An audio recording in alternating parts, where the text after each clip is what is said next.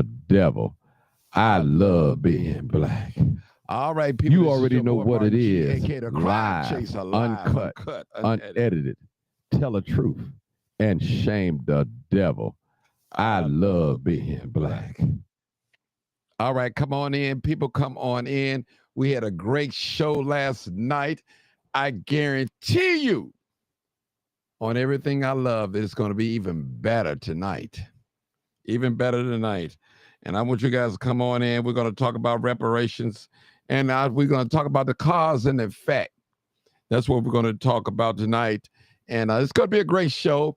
So while we warming up right now, we're not ready. For those of you just coming in, make sure you tag someone or like the video. Thank you. Do that for me. Do that for me too. I want you guys to come on with it. Come on with it.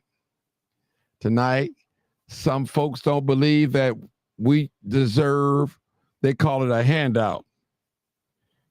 They call it a handout.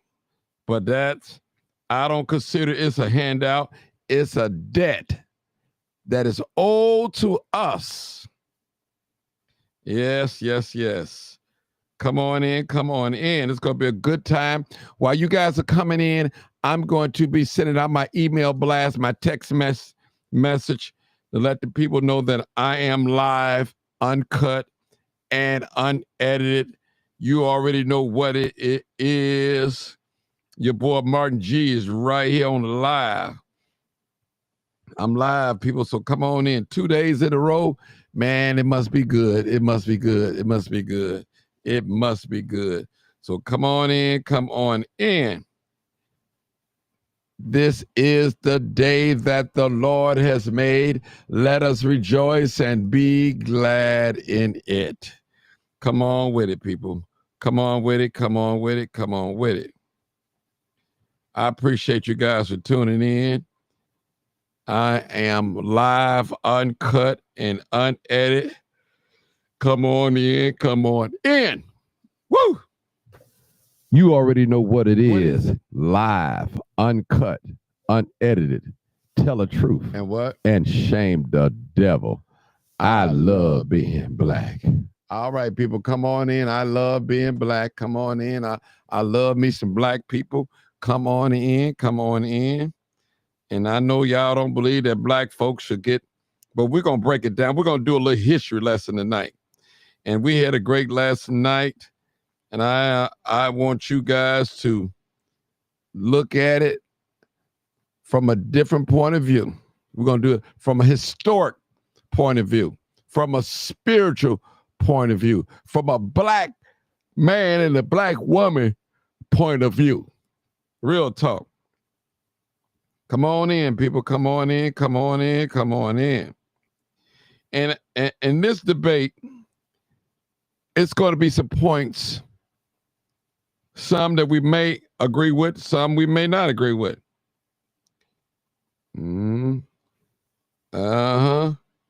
Yep. Yep. Come on in. Come on in. Reparations.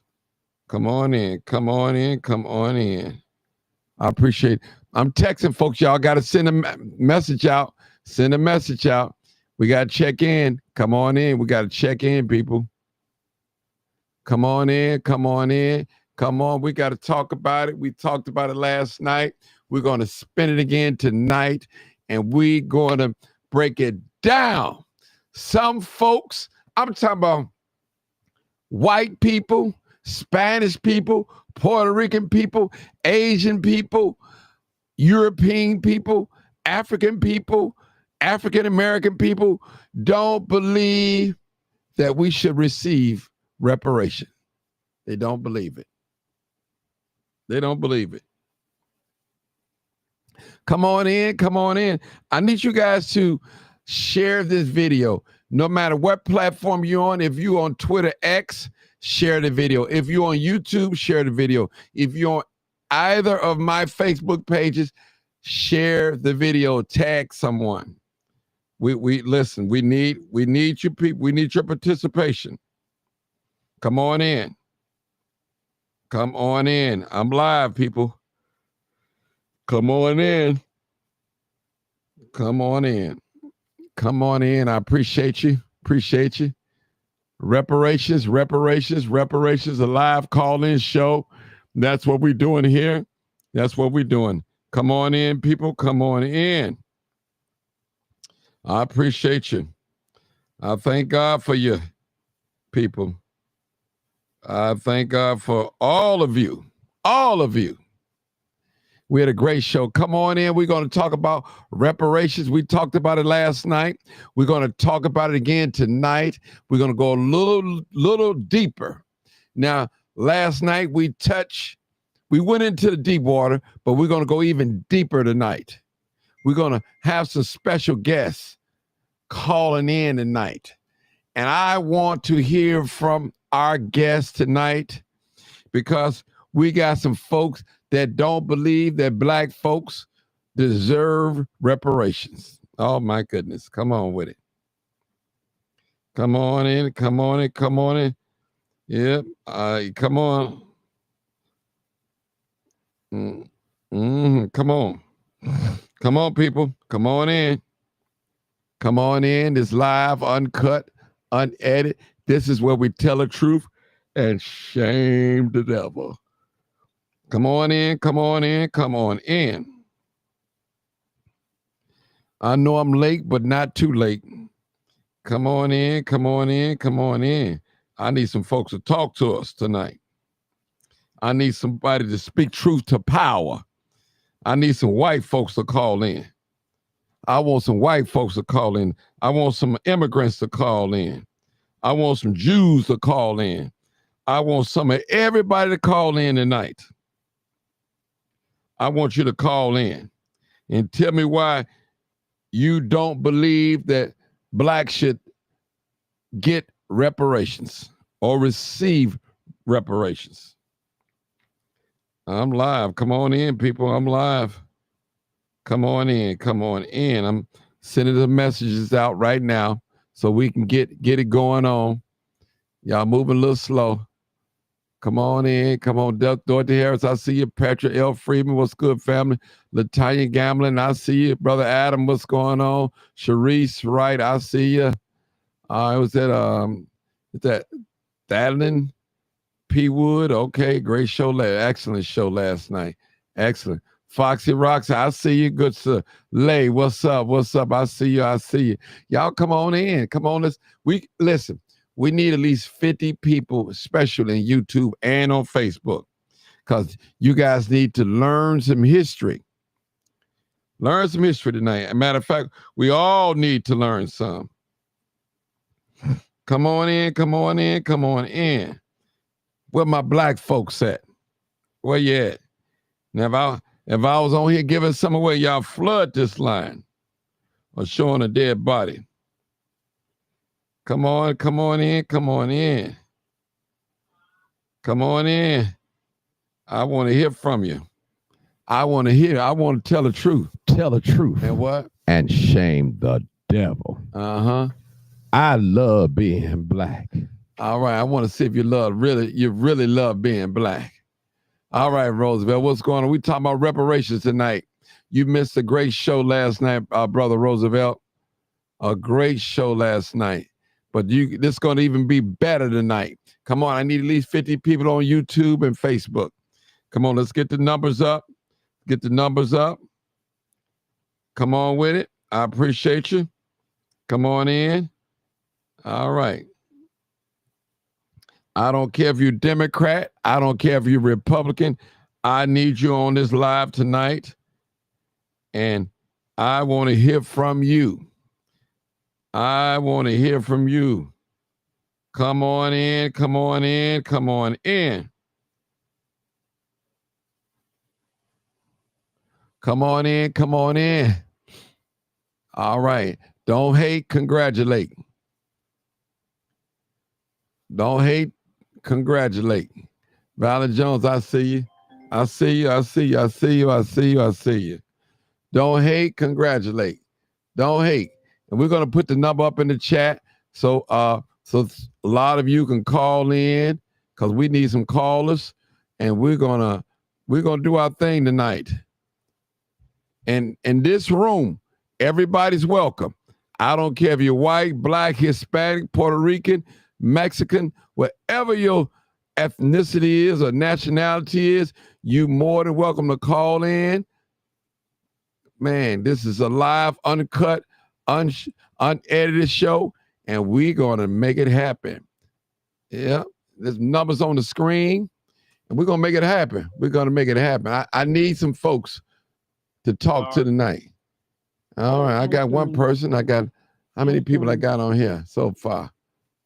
All right, I got Sarge. I got OJ. Okay, come on in, people. We need some more folks to call. Come on in. I need y'all. Sarge, make sure y'all share this. All right, y'all, make sure y'all share the video, man. Tag somebody. Inbox somebody with it. The number's up. I need y'all to do, we got to get the numbers up because I don't want to have to keep repeating ourselves. And, you know, once we get off the first floor, we're going to the second floor. Once we get off the second floor, we're going to the third floor, on up and on up. And somebody got to get caught up to speed. And it's real talk. This is a great topic among us. You have some of my conservative brothers and sisters. They don't believe. They call reparations a handout. And some of my liberal people don't believe that we should receive as well reparations. They call it a handout. They call it a handout, people. Call it a handout. But go ahead. I got to take this call, people. Y'all go ahead. Hold on. Oh, y'all just hold on. Hold on. My phone went dead. Yeah, hold on. I ain't got to take it. I'll call him back. All right. Come on in, people. Come on in. Come on in. Come on in. I need you guys to come on in. Come on in. Come on in. I got 2 callers so far. Come on in. Come on in. Don't just check in. Check in. I need to see y'all. I need to see you. I need my Hispanic family. I need my European family. I need my Asian family. I need all you guys to call in and tell me what you think. Tell me what you think. This is live, uncut, unedited. This is where we tell the truth and shame the devil. All right. All right. Come on in. Come on in. We're gonna get started. Give me a couple more minutes, Sarge. And who called? Sarge called first. Yeah. Well, both of you, Sarge is first, then OJ. Okay. All right. We got a lot going on because I listen, people, I don't want to have to keep going backwards and repeating myself tonight. I'm waiting on you guys to call in. I'm waiting on you. So this is a great talk show. I need you guys to call in 872-299-0808, 872-299-0808, or 872-297-6389. All right. I'm waiting on you guys tonight. Old time. Okay, we got old time on. Oh, man, we lined up tonight. We lined up tonight to come in. I got 3 people waiting in the chat right now, waiting on the phone line, ready to get in. Where y'all at? Oh, yeah, I got about 15 spots on this board. Come on in, people. Come on in. Come on in. I love being black. I love being black. I love it. I love it. I love it. I love it. I love it. I love it. Y'all come on in. Come on in. All right, we got all right, we got an okay. That's what I got a special guest. So I'm going to I believe this is her 312. Let me see if this is her when she come on in. Give me a minute, I can tell you. She's going to take the lead and we're going to follow. We're going to follow. She's going to give us a good history lesson. A good history lesson. And I see you, old timer. I see you, Sarge. I see you guys. I see you. We got one more person coming in. And it might be Roosevelt. I don't know. It might be wrong. Yeah, that's Roosevelt. Okay. Oh, man, we got a lot of people on here. Let me call my guest and tell my guest to come on in. So we're going to, Sarge is the first person. Let me call my guest and tell my guest to come on, call in. Let me call my guest and tell him to call in. It's live, uncut, unedited. Okay, I need you to call in 872. All right. 872-299-0808. Tell the truth All and right. shame the devil. We got a bank full of callers tonight. And I want y'all to hang around. I'm going to give everybody a chance tonight to express themselves, whether if I agree with you or not, whether the panel agree with you tonight. All right? I promise you, I'm going to give everybody a chance. Now, if you're getting over here trying to be combative toward me, man, yeah, real talk. Somebody said I got some on my mouth. I don't know what it is. We'll see. I don't know. So, well, it is what it is. All right. Okay, Sarge, I'm going to let you, my call. Yeah. This is, okay, hold on.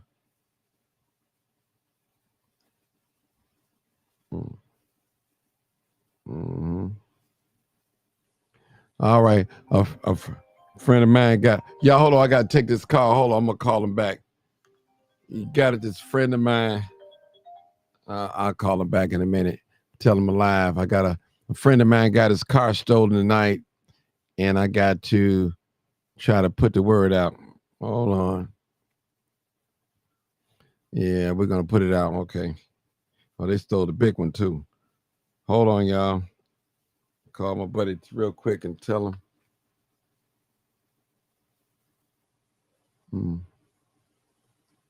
Yeah, I'm going to call you about an hour or so because I'm on live right now. But I got you. I got you, bro. All right, bro. Yeah. All right, people, come on in. Okay, Sarge, I'm going to start with you, Sarge. Come on, Sarge. We talk about reparation tonight. I got 1, 2, 3, 5 people waiting on my guest caller. Come on, Sarge. We're going to get started. Yeah, you got these people, they talking about it shouldn't be paid. They lost their doggone mind. Mm-hmm. That's old. That's supposed to be paid. Mm-hmm. I don't care if you entitled or not. We're not entitled or not. If you're not entitled, don't be talking about, well, they shouldn't get it because I ain't getting none. What they got to do with you? I agree. You see what I'm saying? If you owed something, you owed something. Mm-hmm. And I don't care how you flip the coin, if it's heads, if it's tails. If you owed something, you owed something, and reparations is a debt that is owed. Okay, hold on. Hold it right there, Sarge. Okay. Is it a debt or is it a handout? Because some folks call it a handout. It's a debt. Mm-hmm. It's not a handout, it's a debt. Mm-hmm. That's just like I told a young brother last night. He's trying to tap dance around the truth. I said, okay, so you have people that work jobs and they just regular old working Joes. Something happened. They ended up doggone getting killed. They had children under the age 18. They were paying their Social Security like everybody else.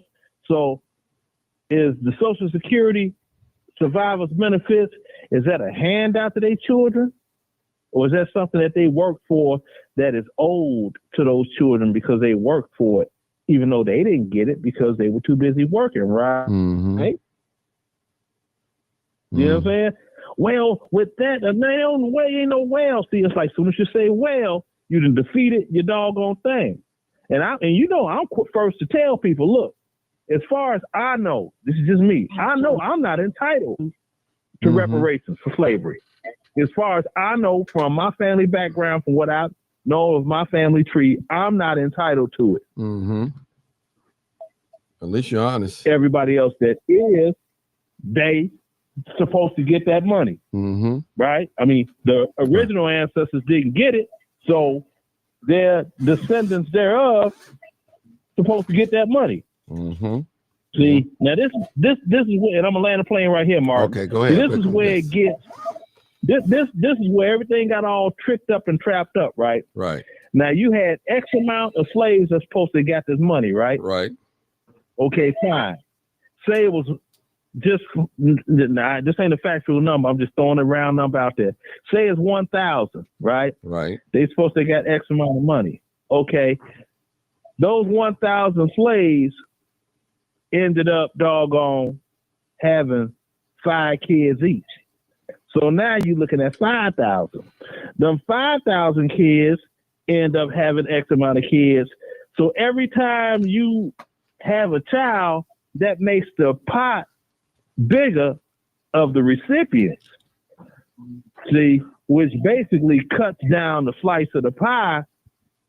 Now, it's people thinking, well, every descendant of slavery, and it's like, it ain't going to go like that. Mm-hmm. Now, what's going to happen is when they determine, okay, how many, okay, they supposed to got this, and this is how much money it is right now.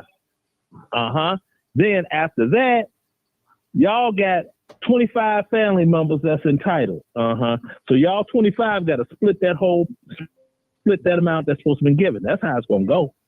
And folk going to be mad as hell. Okay. But I mean, it's like this. If you and me were brothers and our daddy died and left some money behind, I happen to have got killed in these streets, but I had a child. Now, the money that's supposed to have went to me because I died before daddy did, it don't go to me. Mm-hmm. It's gives me and it go to my child. You see what I'm saying? Yeah. That's what people ain't looking at. They so busy arguing and fussing about everything. Well, they need to concentrate on the numbers. Right. Hold it right there. We got to go to our special guest. That's how I land my plane. Okay. Is that you, 7202? Is that my special guest? Yeah. All right, come on. Yes. Run down some history real quick. And we got like about 4 or 5 callers on here, but I want you to briefly run down some history. Why should Black folks receive reparations? Is the reparation is a debt or is it a handout? What's your thoughts? Educate us. Go ahead. We got time. Go ahead. Can you hear me, Mama? Loud and clear. Loud and clear. Go ahead. Let me just begin by saying that we are the only people on the face of this earth who do not value ourselves, who do not think that we are due anything as a result of 400 years of slavery. We're the only people who talk this way. Mm-hmm. You never hear a Jewish person. You never hear the Japanese. You don't hear the so-called Native Americans saying that they help deserve reparations. Mm-hmm. We're the only people who talk this way and who think this way. The way we talk about the Holocaust in this country, you would think that it happened here. The Holocaust did not take place in the United States. Mm-hmm. The Holocaust took place in Germany. So when people do not understand history, they will say some of the things that I hear us say all the time. They will debate about things that they have no knowledge of. No one has ever said to Jewish people, you don't hear Jewish people saying, I don't think I deserve reparations. You never hear these people speak this way. And they are still getting reparations from different countries around the world. So Black people have been conditioned. We're still suffering from the vestiges of slavery. We're still suffering because we're the only people who have never really been, we haven't had psychologists and social scientists and experts to deal with the effect that slavery had on us psychologically to this day. That is something the Jewish community did. They bring in their experts and they discuss the economic factors, the political factors, the educational factors, the psychological factors. So we have never had we have never had a study done on us to determine how slavery affected us. It is still going on today. Yes, we are due reparations. It means to repair. We have not been repaired for what happened to us. There were 240 years of slavery, 90 years of Reconstruction, Jim Crow, over 300 years of working in this country for not one penny. We built this country. America is great because the descendants of enslaved Africans, and I don't care how many they are, we do it. We built this country. We built the railroads. We built Wall Street. We built the infrastructure. Black people. And the reason we talk this way is because we don't know the history.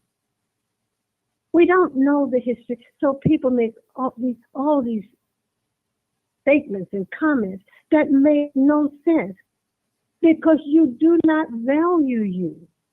Because we have been trained to not value one another. I think last topic about black men killing black men, black people killing black people. I'm really tired of hearing those kinds of conversations. Why are we not asking the question, why are these killings taking place? We deal with the effect, but there's a cause. In reading, we teach cause and effect. What is the cause? Crime is engineered. A few months ago, last year sometime, Martin, I was down in the city council, and we were talking about, I forget how it came up, but I said to that body down there, those who were there, I said, crime is engineered. George. It is by design. Has joined. It is by design because everybody is making money off us. All of these statistics, when you talk about everything that's going on, we have the highest diabetes, we have the highest rating of hypertension. We lead the list in everything. And they use those figures, they use those numbers not to help us, but to enrich themselves. Mass incarceration, that is a billion-dollar industry. All of these people are making money off us. So while we're sitting and coming on the radio and beating up on each other and criticizing each other, why are we not asking the question, what is the cause? Why? It should be a state of emergency. If you had as many white men dying as you have black men, there would be a state of emergency in this country. White people kill white people. Hispanic people kill Hispanic people.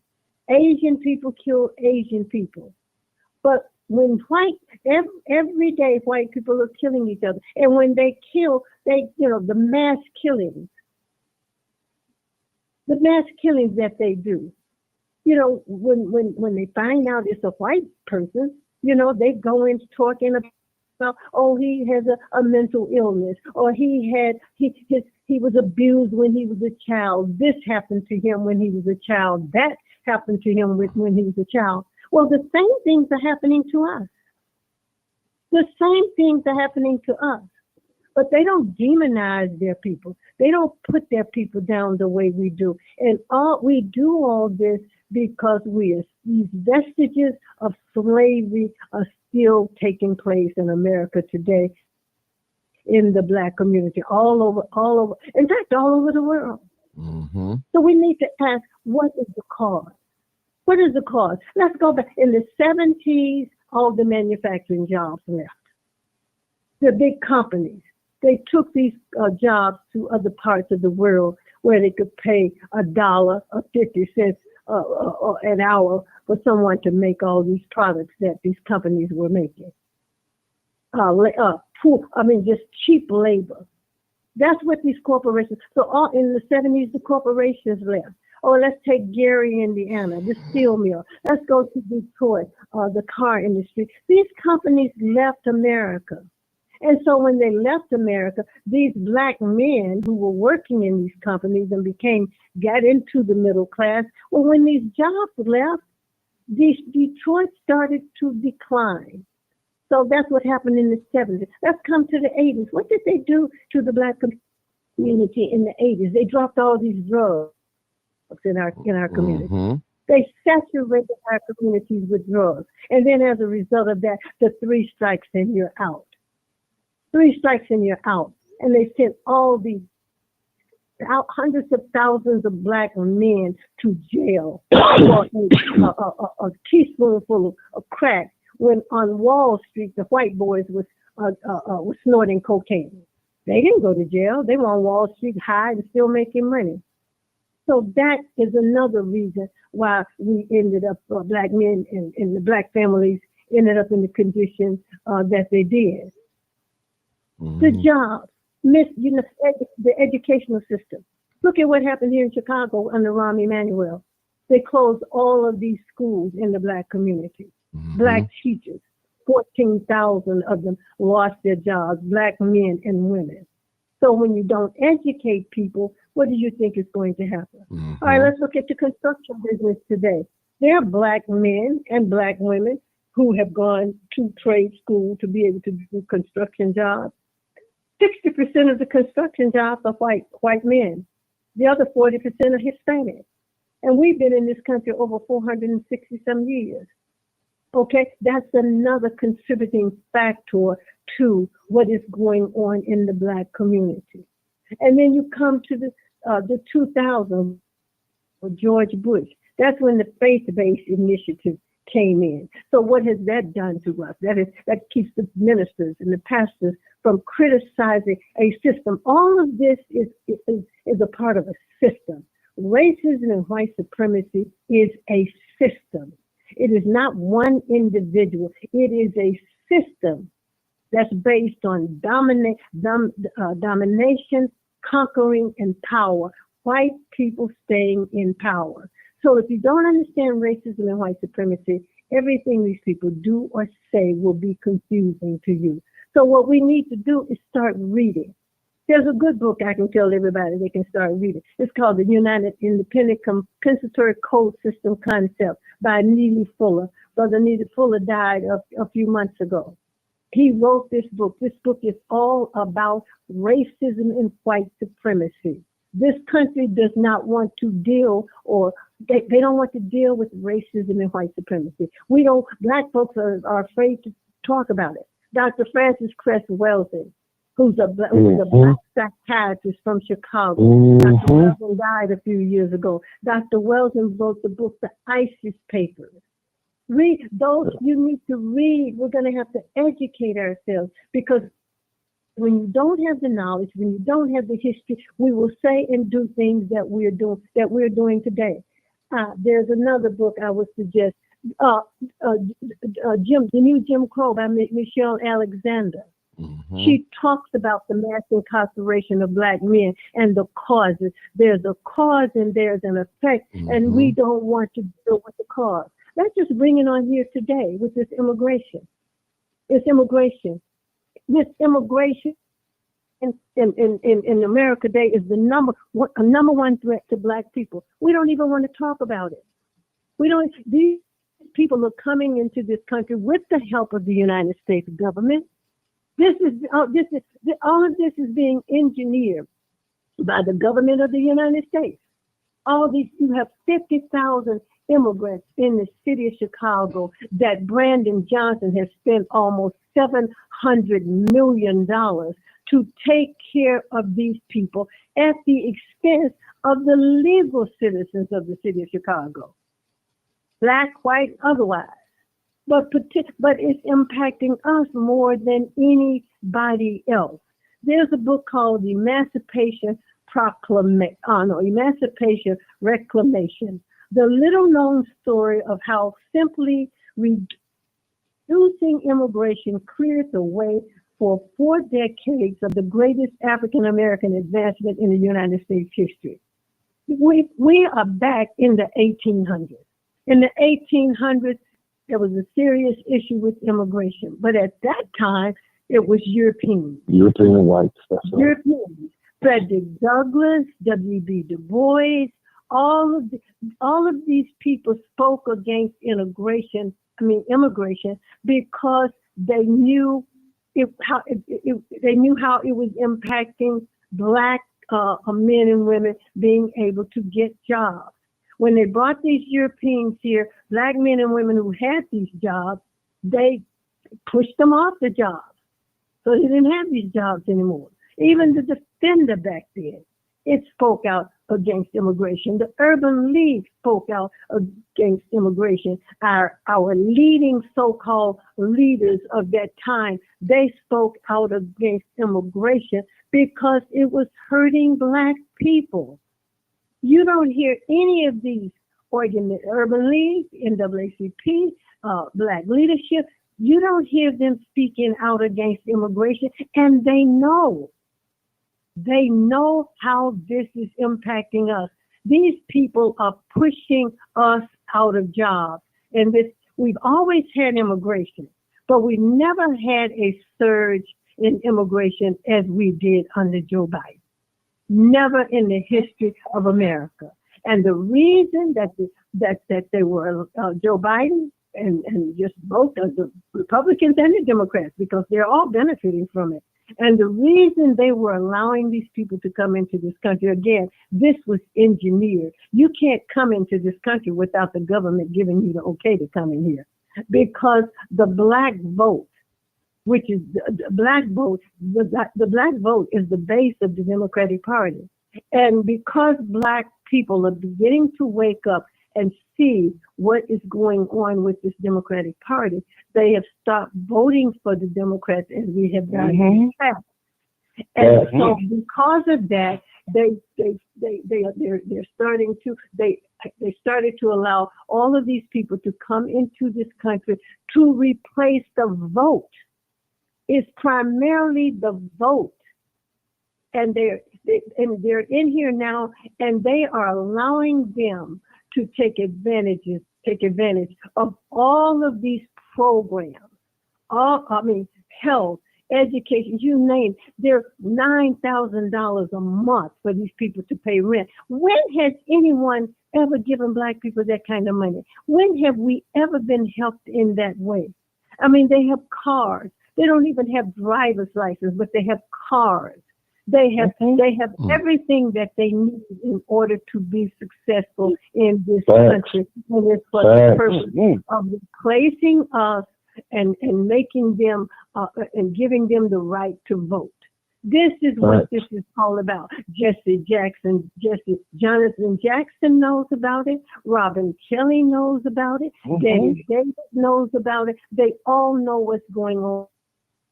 They have even passed legislation specifically for Hispanics that we cannot even touch.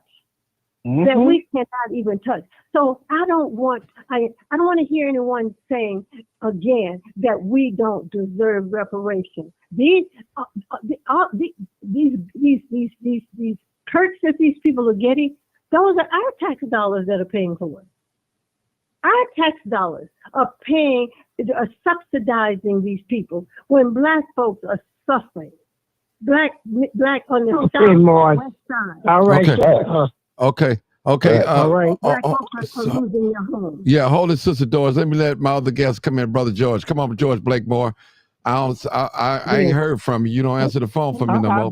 I've been listening to Doris and all of you all talking about deserving of reparation. We have to give that to ourselves. And our so-called ultimates, they voted for illegal immigrants also. So Black people, something have happened to us on the plantation. I don't want to use the N word, but this is occurring. All these facts and how eloquent she was speaking, you can still see my mama with a nappy hair trying to get it straight. I don't care. Our minds are messed up. And it was our own people. She talking to our own people down in City Hall, voted for sanctuary. So let's not get on. And I say, I flipped red, I went red, but my ultimate aim is to go Black. Both the Democrats and the Republican Party, both are in this together. We as Black people, we had our Black Wall Street. Even though we didn't, we had this. We don't want it. We have fallen or fell in love with the enemy. All that statistic that she's talking about, the NAACP, Reverend Woo Woo, Jonathan, it's an old slave mentality. God has given us everything we need. All we have to do is use what God has given us. And if you don't use what you got to get what you need, you don't need what you got. Now, that's the end of it. That's the end of it. Y'all can go on and on. If you don't use what you got to get what you want, you don't need what you got. Now, and God has given us everything we need. Everything we need. So talk about whites and Mexicans and all. Focus on these selfish black people. Self-preservation is the first law of nature. And we got to only think about self. And these angel mamas down there voted for sanctuary. Trump didn't do that in City Hall. Trump did not come. Biden didn't do that in City Hall. It was other black people. Like I say, something happened to my mama with that nappy hair. She's beautiful, but she wanted it straight. Her mind was messed up. Her mind, no, I listen to you now. I listen to all of you. God help me. We got everything we need. All we have to do is use it. Otherwise, you'll lose it. You don't deserve it. These people are not going to give you nothing. You be selfish, black men and women. Now, y'all go on with your little dialogue and say he, she, we, he, flip red, go red, on your way to go black and be selfish. Thank you. George. Yeah, go ahead. Yes, Martin, go ahead, Mama Doris. Go ahead. What I am talking about are policies. Now, there's to an extent I agree with George. I am talking about policies. He's absolutely right. Those black politicians down there in City Hall, they are passing policies and legislation that are impacting, that are helping everybody but us. I'm talking about policy. And I'm, the Democratic Party nor the Republican Party have done what they need to do, particularly when it comes to this immigration. Neither party has done what they should do. Under Reagan, they had a commission. Under Carter, they had a commission. Under Clinton, they had a commission. Under Reagan, Rockefeller appointed him to be over the commission. Under Carter, he appointed Theodore Hesburgh of Notre Dame to be over that commission. Under Clinton appointed Barbara Jordan from Texas. Under each one of those commissions, the study came back, and for each one of those commissions, it said that if the United States Congress, Republicans and Democrats, did not do something about immigration, it was going to hurt the American people, but particularly its black citizens. These 3 commissions, the government paid for it. And that was the study. That's what they came back with. Neither party has done anything about this immigration. And as far as the politicians down there in City Hall, I say these black men and women down in City Hall and in that Congress up there, they are agents of white supremacy. They are upholding the system, and they are continuing to promote this system of racism and white supremacy. George, I agree with you when you say we have to be selfish.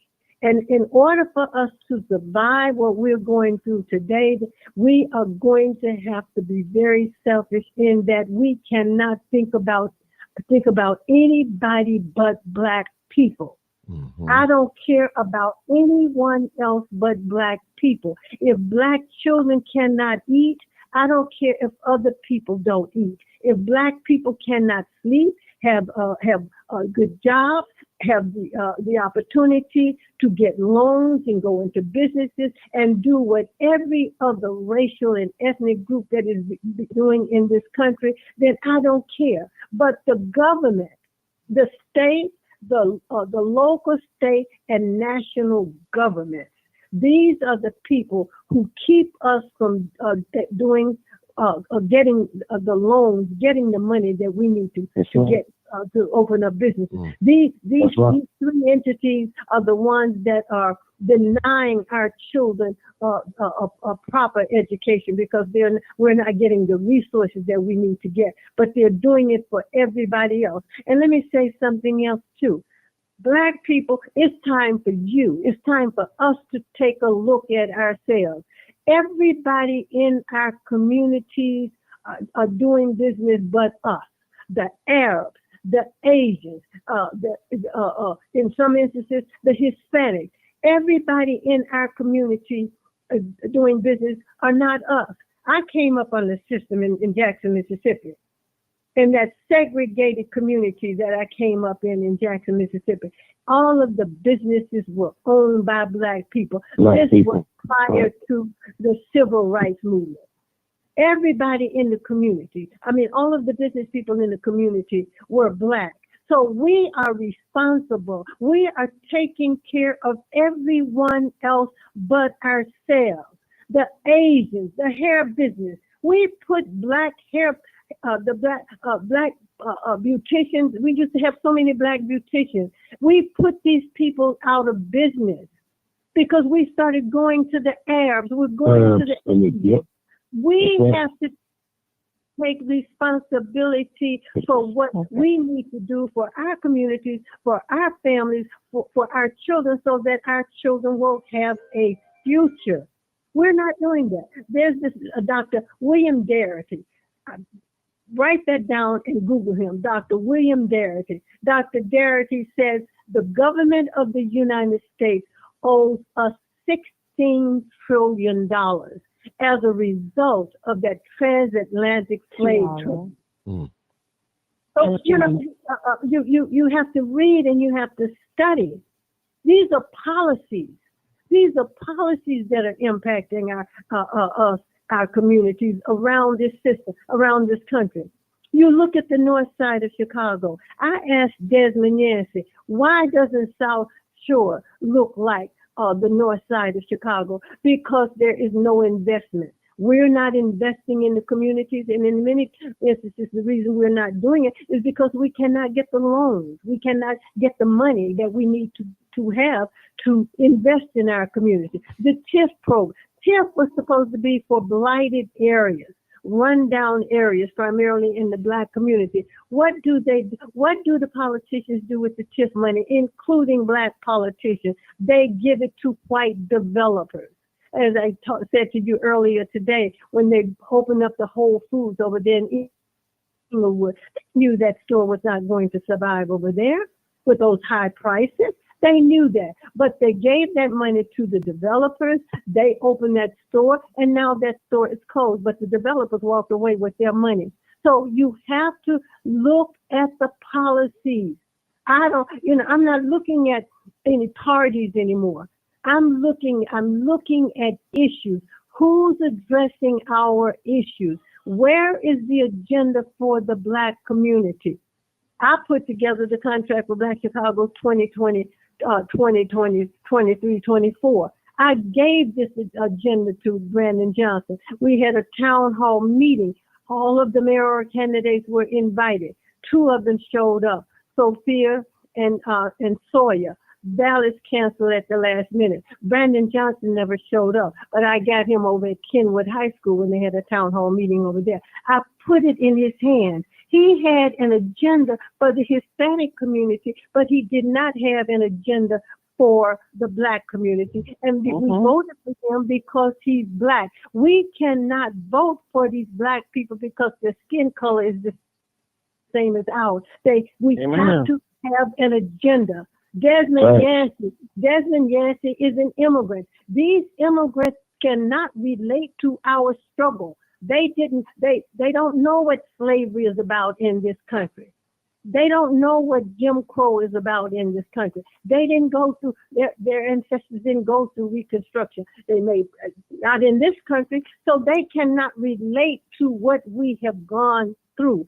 So we have to vote on based on our interests and issues as they pertain to us, and not parties and not politicians. Now, I will say this, I am not a Donald Trump fan, but I will say this, Donald Trump did not start all these problems. These problems have existed in this country for over 400 years that we're going through.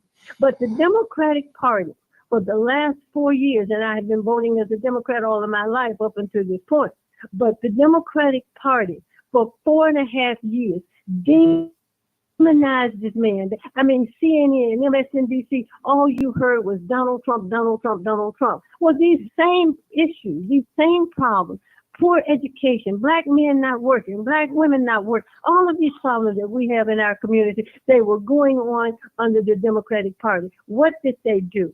What did the Democratic Party, what was their agenda? Abortion, LGBTQ, whatever these people call themselves, and immigration. That's what was on the Democratic Party's agenda, and neither one was good for us. Neither one. Right. Okay. That's right. Okay, Mama. That's right. Mama Doris, hold it. I want to give some of the listeners a chance to speak because they did call. So just hold on. I'm going to go to 281. Come on, 281, area code 281. Then you next, old timer. 281. Come on, caller. Martin, this is a great. Yes. I'm just listening in right now, man. If I need to say anything, I'll add. Okay, thank you. All right, we'll go to an old timer, 224 area code. Come on with it. Yes, but man, I've heard everything that everybody has said, and I'll just say this here. We do have to have an agenda. Now, this last part that I heard about the Democratic Party, now, I've spoken to you about this before.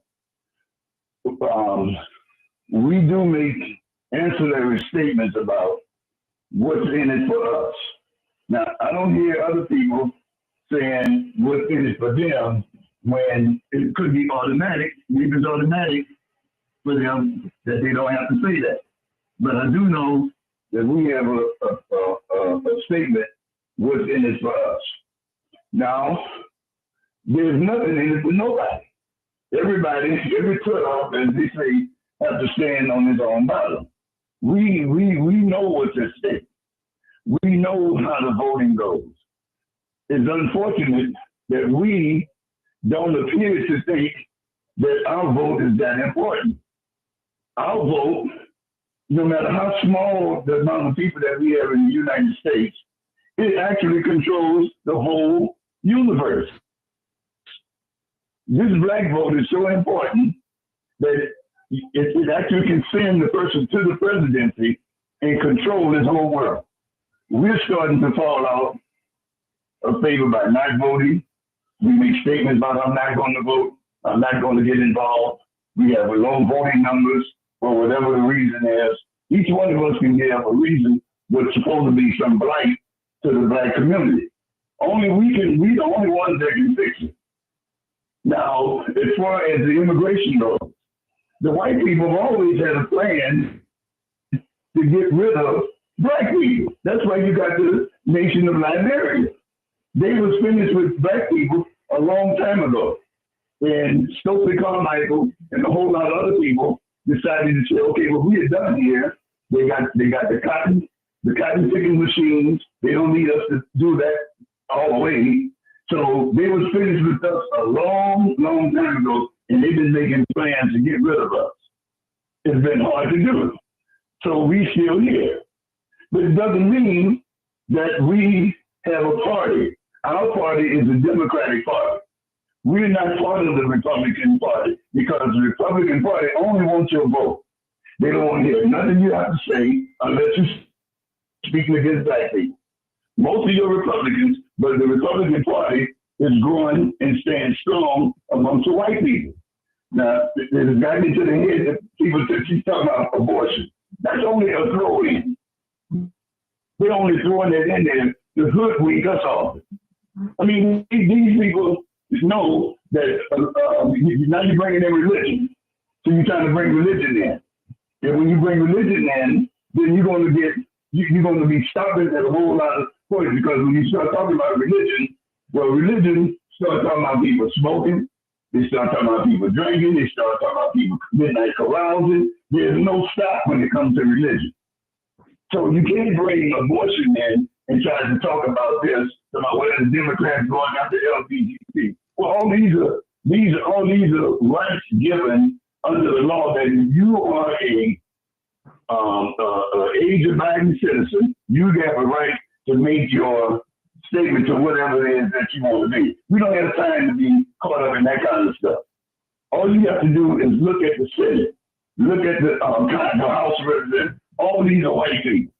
We have to have people to run and vote on every level to put black people into these positions. And when we don't do it, we're going to be on the outside looking in. I mean, these people come right out saying what they want to do. And we standing up there just looking. We have to get involved, and we have to vote no matter what. No matter what the outcome is, you cannot have low voting out numbers coming on in the black community. We have too much power. We have too much power, even though people don't want us. They don't want us. All you got to do is go downtown and look at the jobs. They want the Hispanics. They want the Asians. They want the Indians. They don't want us, and we have to accept that. But that don't mean we give up the fight. That don't mean we give up the fight. We got a lot to bring to the table, and they look at our marriage numbers. They say our young men don't want to get married. I just saw something on Facebook the other day. The young man threw a bouquet of flowers by his head, and all of the men ran and left the flowers on the ground, and they all laughed and giving one another high five. People see all of this stuff. See, they see all of this, and they say, see, they don't. I was working in the jail, and I work in the jail. They tell my man, pray for my girlfriend. I say, well, brother, you have any plans on getting married? No. Then I say, I got 30 men in the fire in there. I said, let me see the hands of y'all that's married. One hand go up. I said, well, y'all scared to get married? Y'all don't want to get married? Y'all don't want to have a family? You got to be there for your children. So we have to make sense of what we want. And when we don't do that, the white people are looking. They looking and they say, well, 1 out of 10 black men ain't married. 1 out of 15, only 1 out of 15 black men are married. They tracking us like a radar.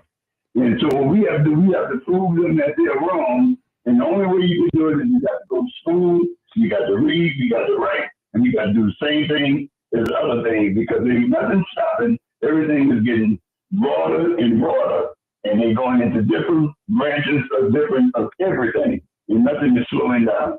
So if we want to be on the same cutting edge with everybody else, we're going to just have to feel that we work something.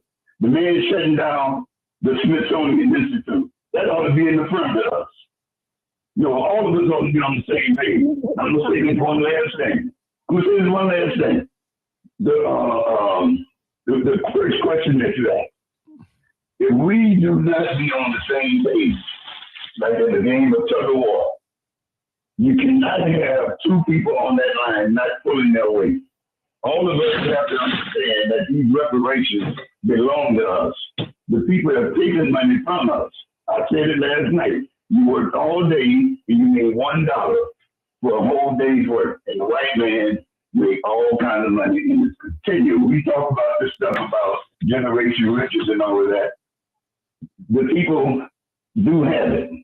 We see that they have it, but then we fight against one another when it comes to reparations. Oh, you ain't gonna do nothing to give it to your drunk son, your dope-head children. That's all you're gonna do. You ain't gonna do nothing about TV. We criticize everything that we ready to do. And so therefore we can't get nothing because all of us are not on the same page. Then we use that N-word, or H so-and-so nigga, a BA nigga, a PA nigga. We using all of this stuff. And we want people to think that we advancing. We're not advancing nowhere using all this kind of stuff because we don't see nobody putting these people down the way that we do. And if we continue to keep on doing this, the people are looking at us, even our top people Some of our preachers ain't even calling using the N-word. I don't want no N. See, some of the preachers are using. So I'm gonna say this when Pastor Clay Evans had his funeral on TV. The man got up there and said that Clay Evans was a stickler when it comes down to music. And he said, hold on, y'all stop the music. He said, who's that little N over there messing my song up? I said, man, you gotta be kidding. The man said this, but the man got on TV and repeated what the preacher said. He said, who's this little N over there messing up my music? So we got it at the top part of our communities, and if we don't get rid of it and get on the same page, like the sister said, the Jews and everybody else, you don't see nobody else killing their own but us. Now we got to stop doing it, and we have to be serious about it. And then and only then, we can see ourselves rising above all this petty stuff, because everybody else moving on, we still hanging back in the back somewhere. Thank you. Okay. All right. Next caller. 3268. 3268. What's going on, Martin? How you doing, Mr. Roosevelt? What's your comment or thought? We really talk about reparations. I don't want to hold it. We're talking about reparations. I don't want to make this into a Democrat and Republican thing, people. So let's just we got to get focused. Go ahead, Roosevelt. Go ahead. I didn't miss your show last night and stuff. I just didn't call in, but I did listen. Just okay, to, thank you, Roosevelt. Set the record straight, and it was very, very good. And to answer like one of your questions and everything that you asked at the beginning of the show, you asked. I think the question was posed like, is this a handout or is this a debt? But I would like to clear that up first. I have to say something. This is not a handout. I don't care what a whole lot of other people say, because I got a good friend of mine who, she's way more conservative in thinking than I am. So, she feels it's a handout. But no, I feel it's a debt owed. Because what's the meaning of the word reparations? And what is the base word? It means to repair. And I feel that the only kind of way that we can move forward, and I feel in the end, and I feel this is why so many things are even happening to this country now, even natural disasters, because God is not going to bless this country as long as some kind of debt is owed that the country absolutely refuses to pay. Hello. And the thing is, every other ethnic group got reparations. And Ms. Doris, she made a good point that, even Jews over here, Jews who didn't even face the Holocaust, got reparations. The Holocaust happened all the way over in Germany somewhere. Because my mother knows somebody who's 90-something years old, and she even gets a reparation check from the government every single month.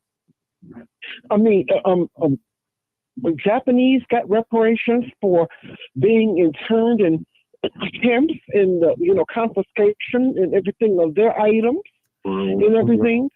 And the thing is something. But what kills me when it comes down to black people, everybody keeps on talking about, for anything else to really be done for black people, there needs to be a study, the damage or the damage to slavery and poverty and redlining and power cost and everything to black people. But nobody was asking for a study before they gave all that money to Ukraine. Mm-hmm. No one was asking for a study before they donated all of this money to illegal migration. No one was asking for a study with the Democrat Party trying to keep abortion and LGBTQ rights legal. No one was asking for a study when it came down to giving a lot of money, donating money and weapons to the nation of Israel, excuse me for saying so.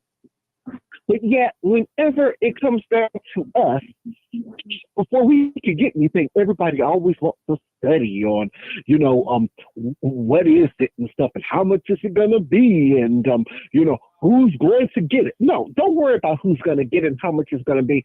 I don't care what we even spend it on at this point. Just the government should just cut this check.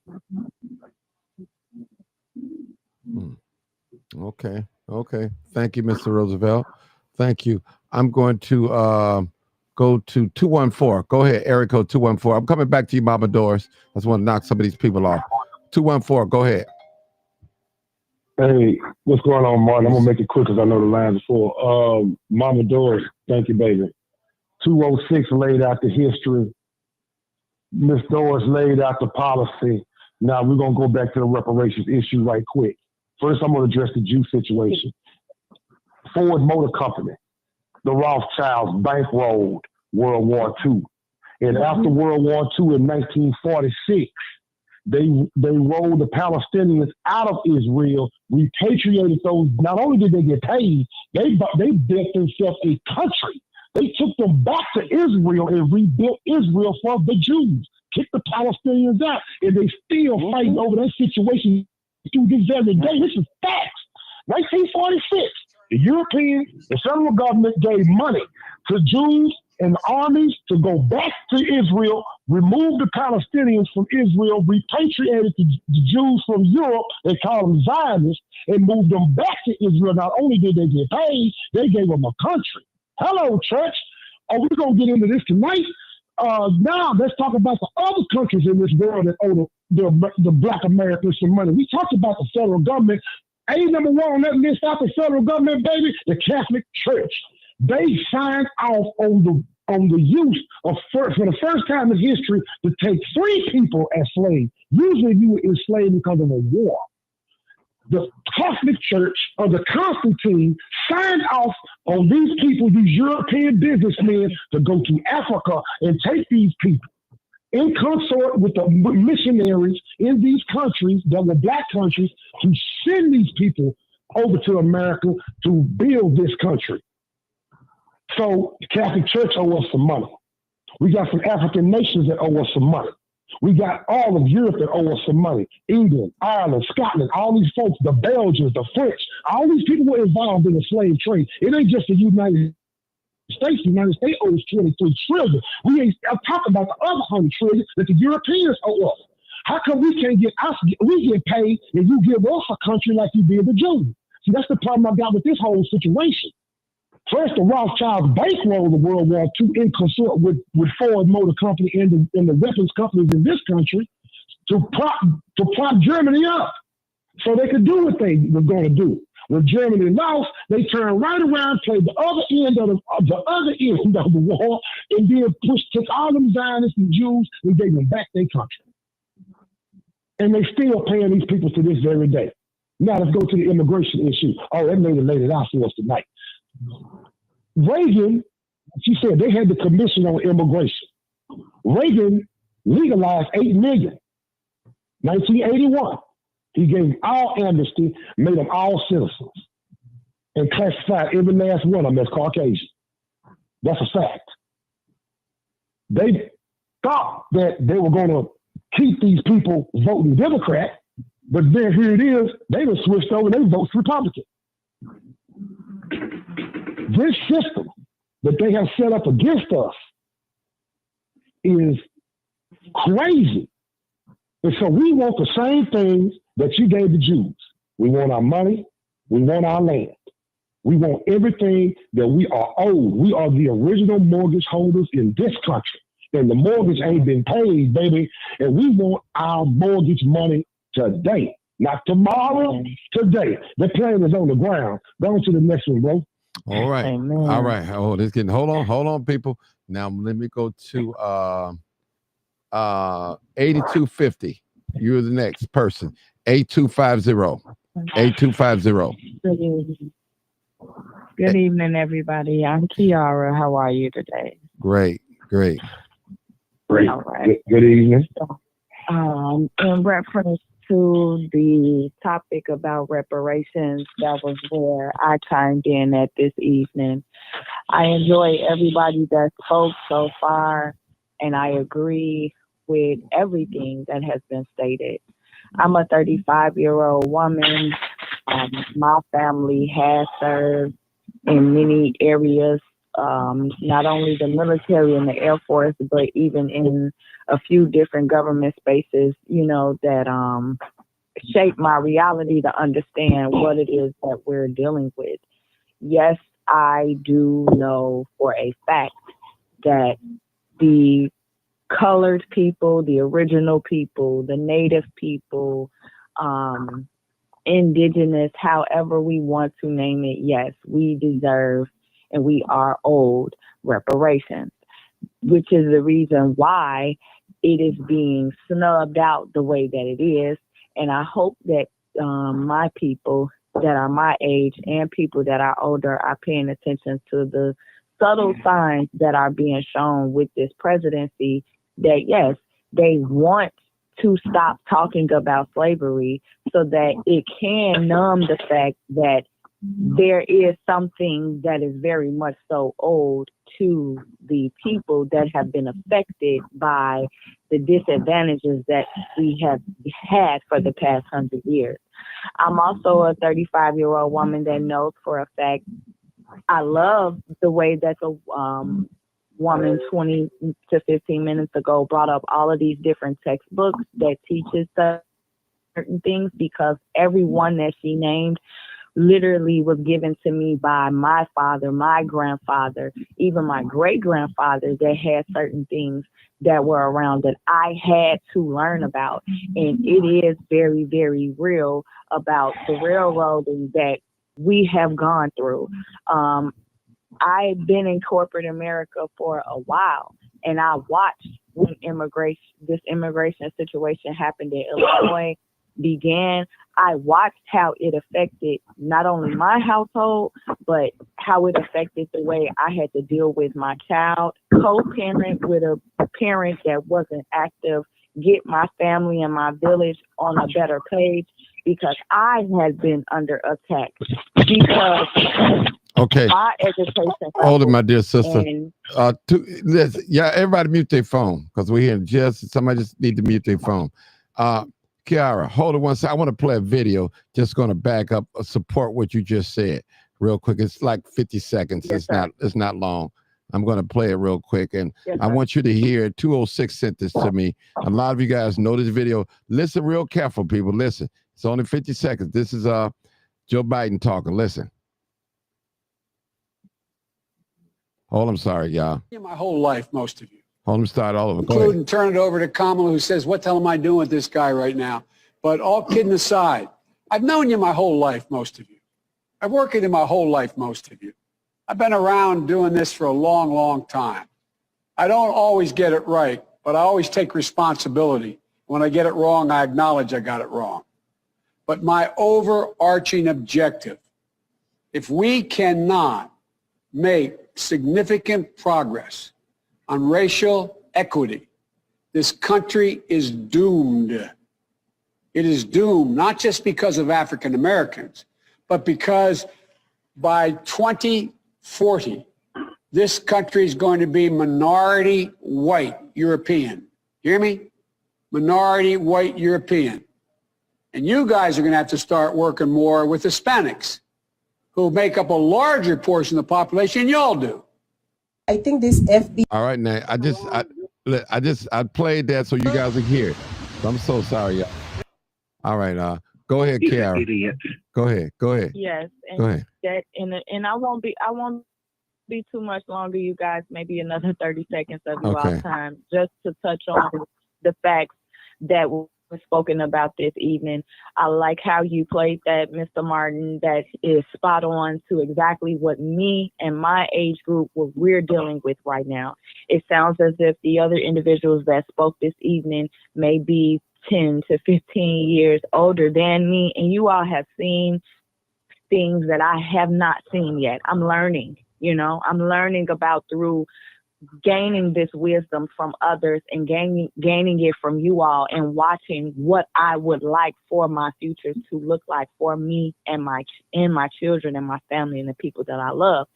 And no, I do not believe that everybody should just be slapped with a monthly stipend check for the rest of their lives just because you say you're Black. That is not the outlook that I'm coming from. I'm knowing that there is something systematically that can be done, just as it has been done for the Asians, just as it has been done for the last 3 years of immigration, things that we've experienced, just like the woman that spoke earlier stated how much stipends that these individuals were getting for link, cash assistance, housing, for it to be plastered all across the news for the past couple of weeks that Section 8 would be cut and they couldn't have it longer than 2 years now. What in the world would make that come up right now with what we're dealing with in this country when people cannot even get a decent position working over $22 to $23 an hour to cover their actual expenses? This is insane that I, as a 35-year-old woman, still see people knowingly that we should have something in place for us financially that is preparing us and getting us more financially literate so that we can obtain, as everyone spoke on earlier, the loans, the different mortgages that needed to be positioned in properly for us to be able to own our land, for us to be able to farm on our land in Illinois and all surrounding states that are able to, for us to share crops. We're not into the proper mindset. I believe that my age group is too much into the party scene and giving more of their funds and their energy into a club environment than we need to be given to the home. And it's because the financial things are not in place. The trades are not in place. These young people are not understanding that plumbing, being an electrician, even if you know you may not become a doctor until you're 50, at least start to try to put your mindset that you want to be a dentist, you want to be a surgeon, you want to be something other than somebody that's just shaking their behind all day, every day until you're 40, and now you believing that you want to do something with your mind. It starts at home, yes, it does.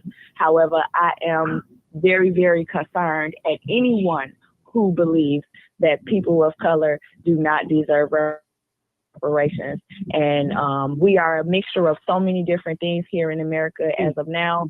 And I believe that we need to embrace that way much more. It's not necessarily about getting to know what you come from, but knowing where we're going as a people of color. Okay. And peace and love to everybody and blessings. 206. I know you probably got some questions. I already know. Go ahead, 206. 206. No, brother. Okay. No, I'm enjoying the show. It's fantastic, brother. I'm just listening. Thank you for the show. Okay. All right. Now, before I bring Sarge on, Sarge, the first one, bring it back. I want to pose to.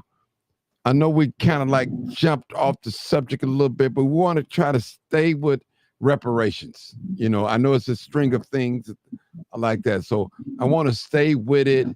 I know we straying away a little bit. We're not trying to get into a debate for as Democrat and Republican. We're not trying to, because some people just they one track, and Mama Doris said it well.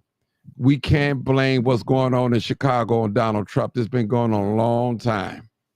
So we can't point the finger at him.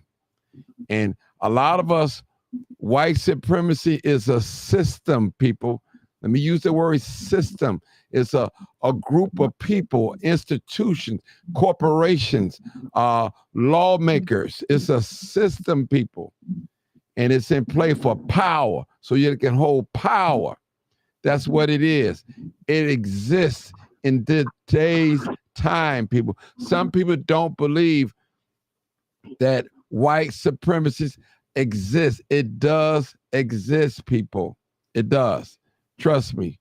You know, all you have to do is look around and ask yourself the question I always say: what do black people own and control in this country? It is nothing. Nothing. We're merely guests here. We are told where to live. We are told to marry. We're told to divorce. Our marriage is not recognized unless it goes through this system. A divorce is not recognized unless it goes through this system. A preacher is not recognized unless he comes through this system. Period. Our religion is not recognized in this country unless it goes through this system. You said, wow, Martin, I never looked at it like that. but that is the truth, people. And I will agree with Brother George Blakemore. We have to use what we have already to get what we're trying to get. We have to do it. We have to do it. Looking at it spiritually speaking, God told Moses, use what you got in your hand. Moses had a staff in his hand. So people with all this knowledge, with all this spending power, with all this education, with all this experience, with all this history, we should be able to climb ourselves out of this mess that we're in. Period. Period. I've never. We can't do it. Oh, go ahead, Mama Doris. Go ahead. I'm sorry. Go ahead.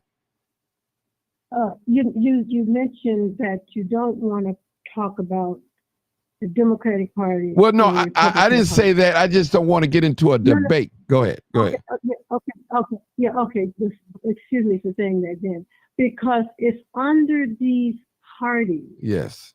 That policies and that laws are passed. If you go back into the Emancipation Proclamation, that was under a Republican president at the time. Lincoln did not sign that out of love for Black people. Lincoln signed that in order to preserve the Union, because the South was getting ready to succeed. And he signed it because they wanted to spread this white supremacy, this slavery into the Western states. And so Lincoln signed it because of that. So that was under the Republican Party. The 13th and the 14th and the 15th amendments, those came about under the Republican Party. But they came about as a result of our ancestors, even during slavery. They were fighting, they were resisting, but you don't read this in the history books. Our people did not lay down and say, play roll over. They were fighting. They lost their lives. They were fighting. So those laws came about as a result of our ancestors fighting. And so then you had Reconstruction.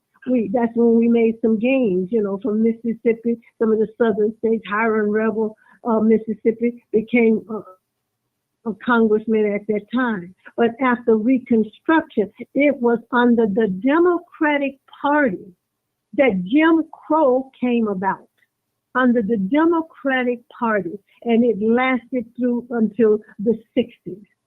So these parties have played a significant role in terms of what has happened to us as Black people in this country. And just to touch on reparations again, these people owe us. Only the federal government can pay us reparations. Chicago, the state of Illinois, none of these cities or states can do that because they do not have the money. The United States government has the power to print money. Only the United States government can pay us reparations. Now, these other states, on the local level and the state level, we can get equity. We can get equity, and equity can be in the form of a job. Equity can be in the form of making sure that we get the resources so that our children can be properly educated, so our children can have trades in the school. That's a form of equity. Now, you played that clip about Joe Biden. Joe Biden, that clip and that statement was made in front of Derek Johnson, who is the president of the National Association, NAACP, and Al Sharpton. They should have jumped all over him. Because when he made that statement, I said, how dare you say, Joe Biden, that we should be coalescing with the Hispanics? No, we don't have to coalesce with anyone. All we need to do is coalesce with ourselves. And it was on Joe Biden's watch that all of these immigrants came into this country. We have always had them come into the country, but not like a surge that we had under Joe Biden. So yes, he's absolutely right. By 2050, whites will be the so-called will be the minority. But under the system of racism and white supremacy, they are putting in place so that they will still be in power, and because these immigrants, legal or illegal, they're not going to come into America and challenge the government of the United States and hold the government, the racism and the white supremacy that's being practiced in this country. Only Black Americans, descended of enslaved Africans, we are the only ones who are going to continue to challenge this system. Because when you bring these people in here and give them everything that they want, they're not going to challenge the system. So they know what they're doing. So Biden knows what's going on. All of them know what's going on because they're all a part of this system of racism and white supremacy. Sarge, real quick. Go ahead, Sarge. Sarge. I mean, tell me, Sarge is quiet now. Okay. Now, he's putting diesel fuel in his okay. jet. Go ahead, 206. Give us a comment. Talk about a little bit about reparations. Hold on, 206. Mama Doris. Now, is this correct that some of the slaveholders had got reparations from this country? The slaveholders? Yes, the ones that had slavery, had slaves. They all, yeah, they all, yeah. They've always gotten their reparations. They benefited from slavery. That was a $1 billion industry. So they all along they got reparations. They're still getting reparations today. Yeah. Sorry about that. Has joined. Oh, absolutely.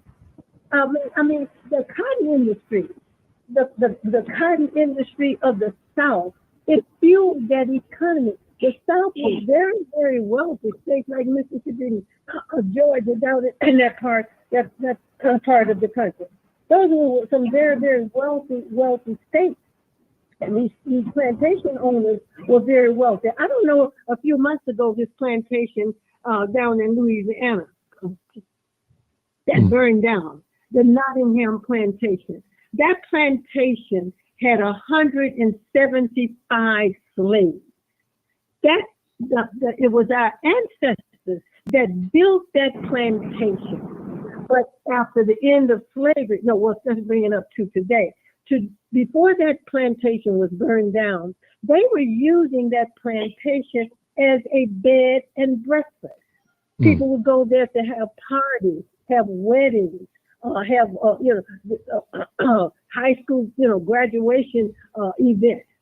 But they never made mention of the fact that there were 175 Black Americans who were slaves on that plantation. So when it burned down, you remember that song, "Burn, Baby, Burn," of Martin? Yeah, I remember. When that plantation burned down, it was all over social media. "Burn, baby, burn," because of our ancestors, 175 of them who manned that plantation, who did everything, made these white people filthy rich. And then today you're going to turn it into a bed and breakfast and not even make mention of the people that were enslaved there for over 100 and some years.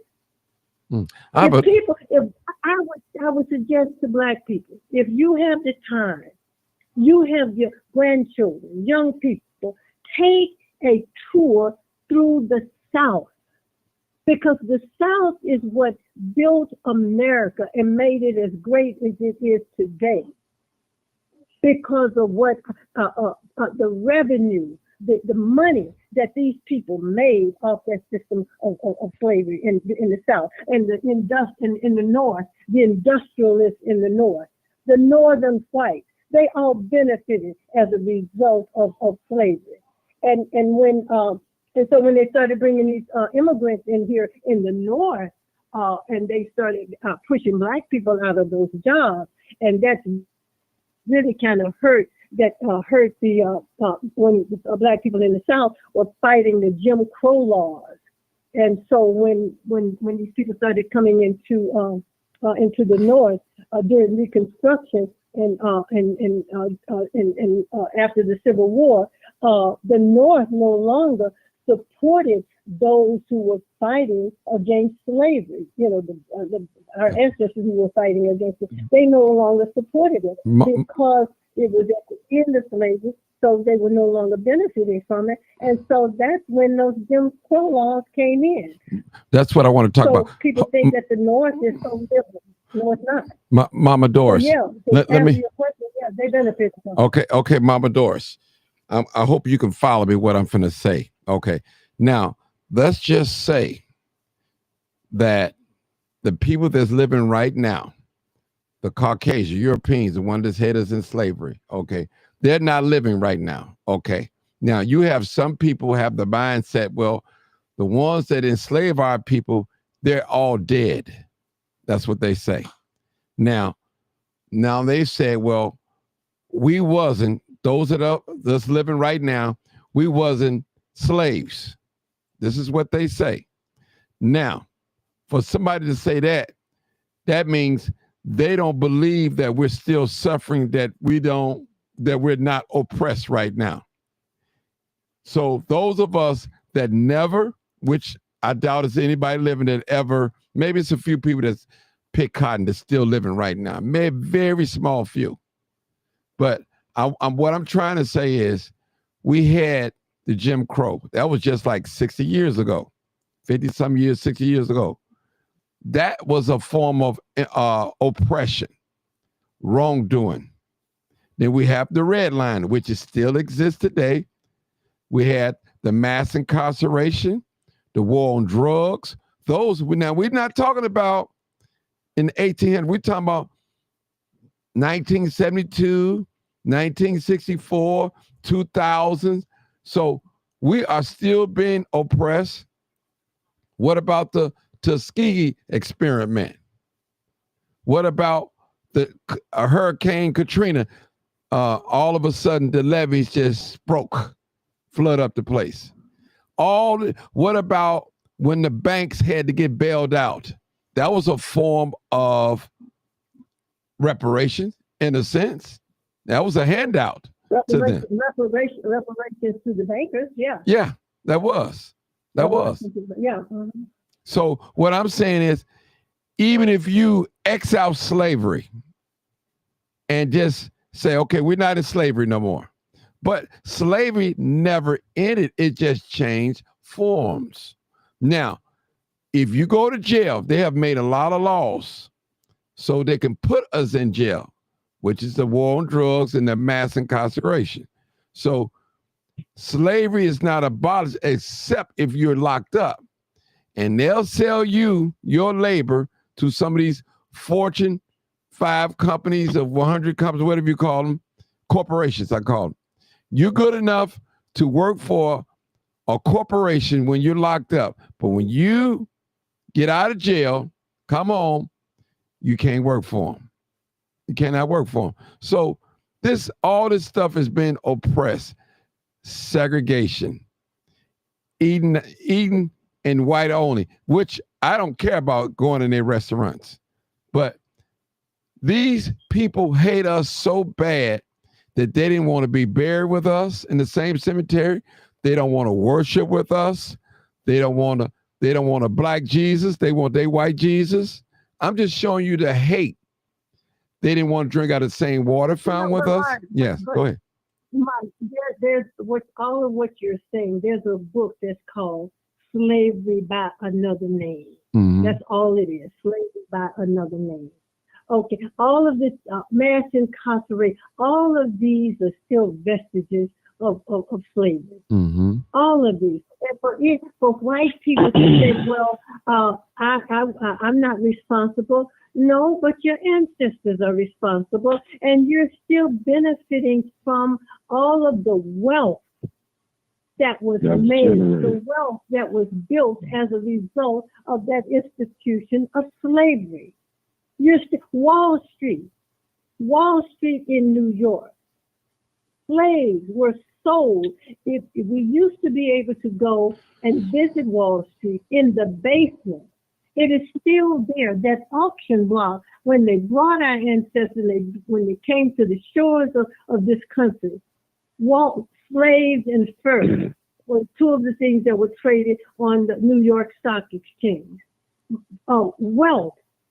This is how a lot of these people got their wealth, through selling of our ancestors. That wealth has been passed down to these children or today. What do we have to pass down for as a result of slavery?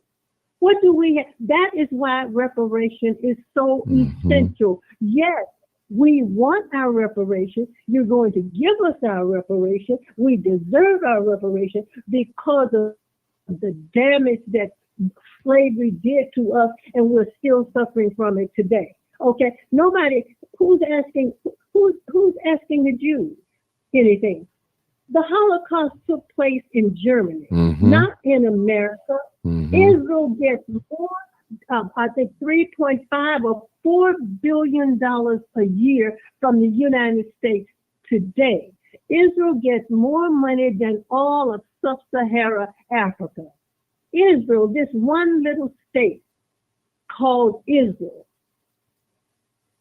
And then that state came about as a result of the United States and the European countries setting it up because they were getting them out of those countries. And when we talk about the Palestinians, what about the Black Palestinians? I'm only concerned about Black people. And the young lady spoke about people of color. No, language is important. We have to be careful about how we use language, because now we got all of these people of color in the United States. All of these people of color in the United States do not deserve or owe reparations because their ancestors did not. They are not descendants of enslaved Black men and women. So we have to be careful. Only Black Americans, freedmen, lineage, people are lineage, Black lineage. We are the only ones who should be getting reparations. You know, there was 25 towns after Reconstruction. There were 25 Black towns that were built. White people burned them to the ground. So as we advance, they do everything they can to push us back. And it was in 1924, the Johnson-Reed Act under Calvin Coolidge. Calvin Coolidge was a Republican. Racist. It was under Calvin Coolidge that this act was passed. And when that act was passed, it cut down the number of immigrants coming into the country. It just read something that W.E.B. Du Bois, who was a scientist, a scholar, was the first Black to graduate from Harvard University. This is what he said.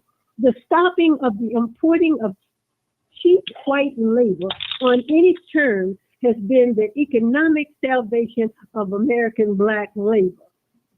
When they stopped that is when Black men and women could go back to working in these various fields on the East Coast and the seafood industry up there. Even today, in places like North Carolina and South Carolina, Black folks who were manning, the sea harbor around that area, they have given these jobs to immigrants. So when people say Black folks don't want to work, tell them they are lying. They're not hiring us. As I speak, in North Carolina and South Carolina, these were jobs that were manned by Black folks. And these immigrants, they brought these immigrants in here, they can pay them less. Yes. They can pay them less. And so it is hurting Black labor today as I speak. I want to say this too.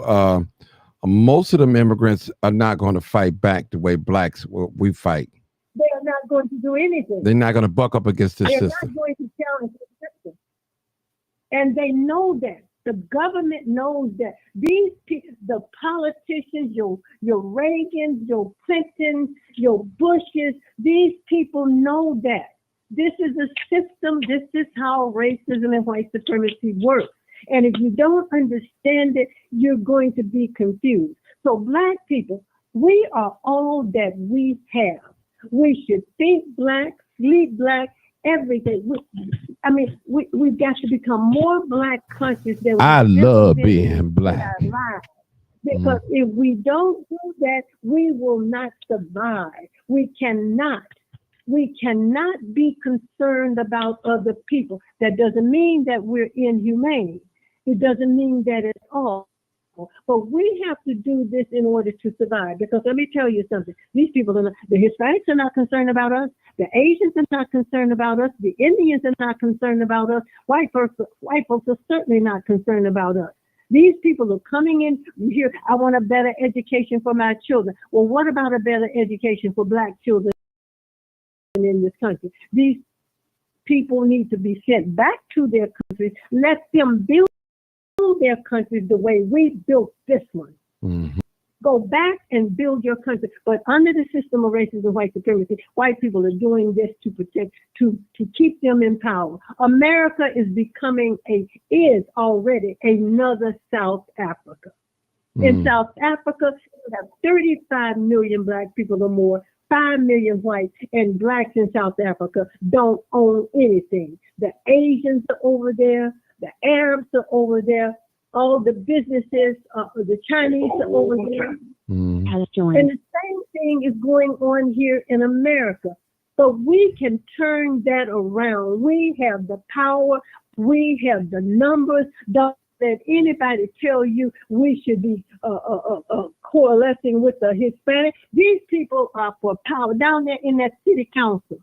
They are power thirsty down there. But if the 20 black aldermen would stand up, they could sit them all down.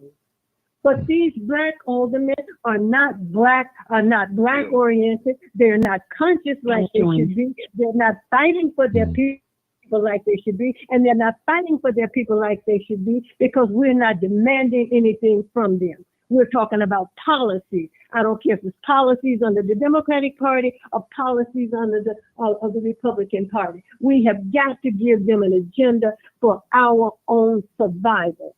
Hispanics have only been in this country 35 or 40 years. They are 30% of the police department, and they're only 29% of the population. We are 20% of the police department, and we're 29% of the population. The contract with Black Chicago 2023, in that contract, that is what I spelled out. Whites make up about 30, a little over 30%, Hispanics 29, blacks 29, but we are like a point a little higher than the Hispanic. So in that contract, and I presented that contract to all of the black aldermen down there. I put it in Desmond Yancey's hand. I said, introduce it as an ordinance. Don't let it stay in committee.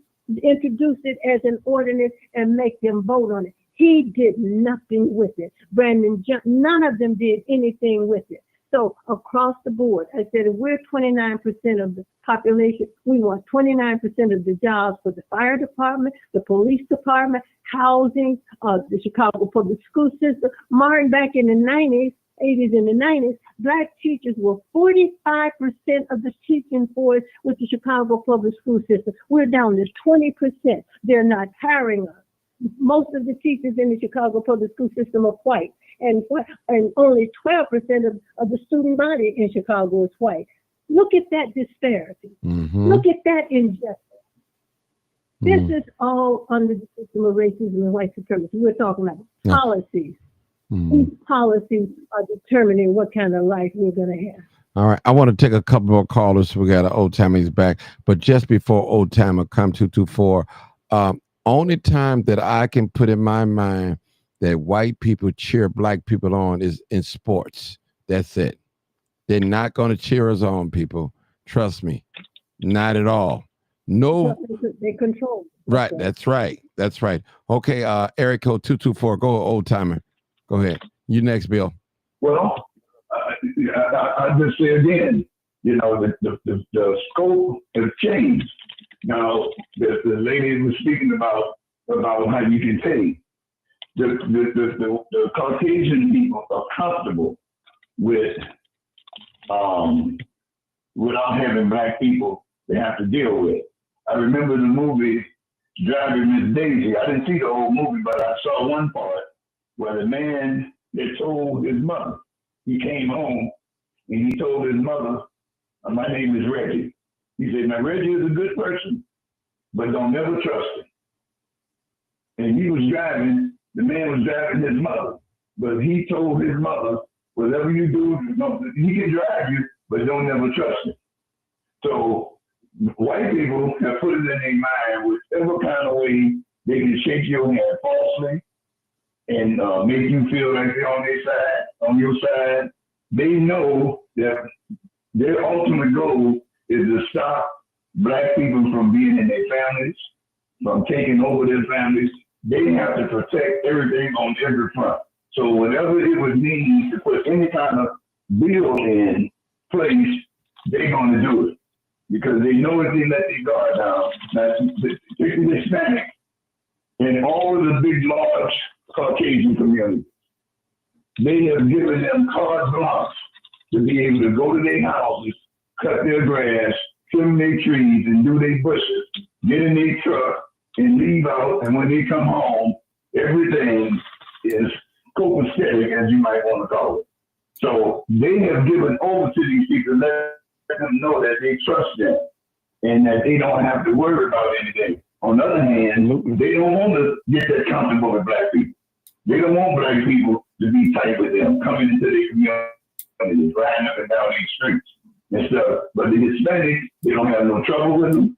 They pick up large amount of dishes off the table at one time and take them back in the back.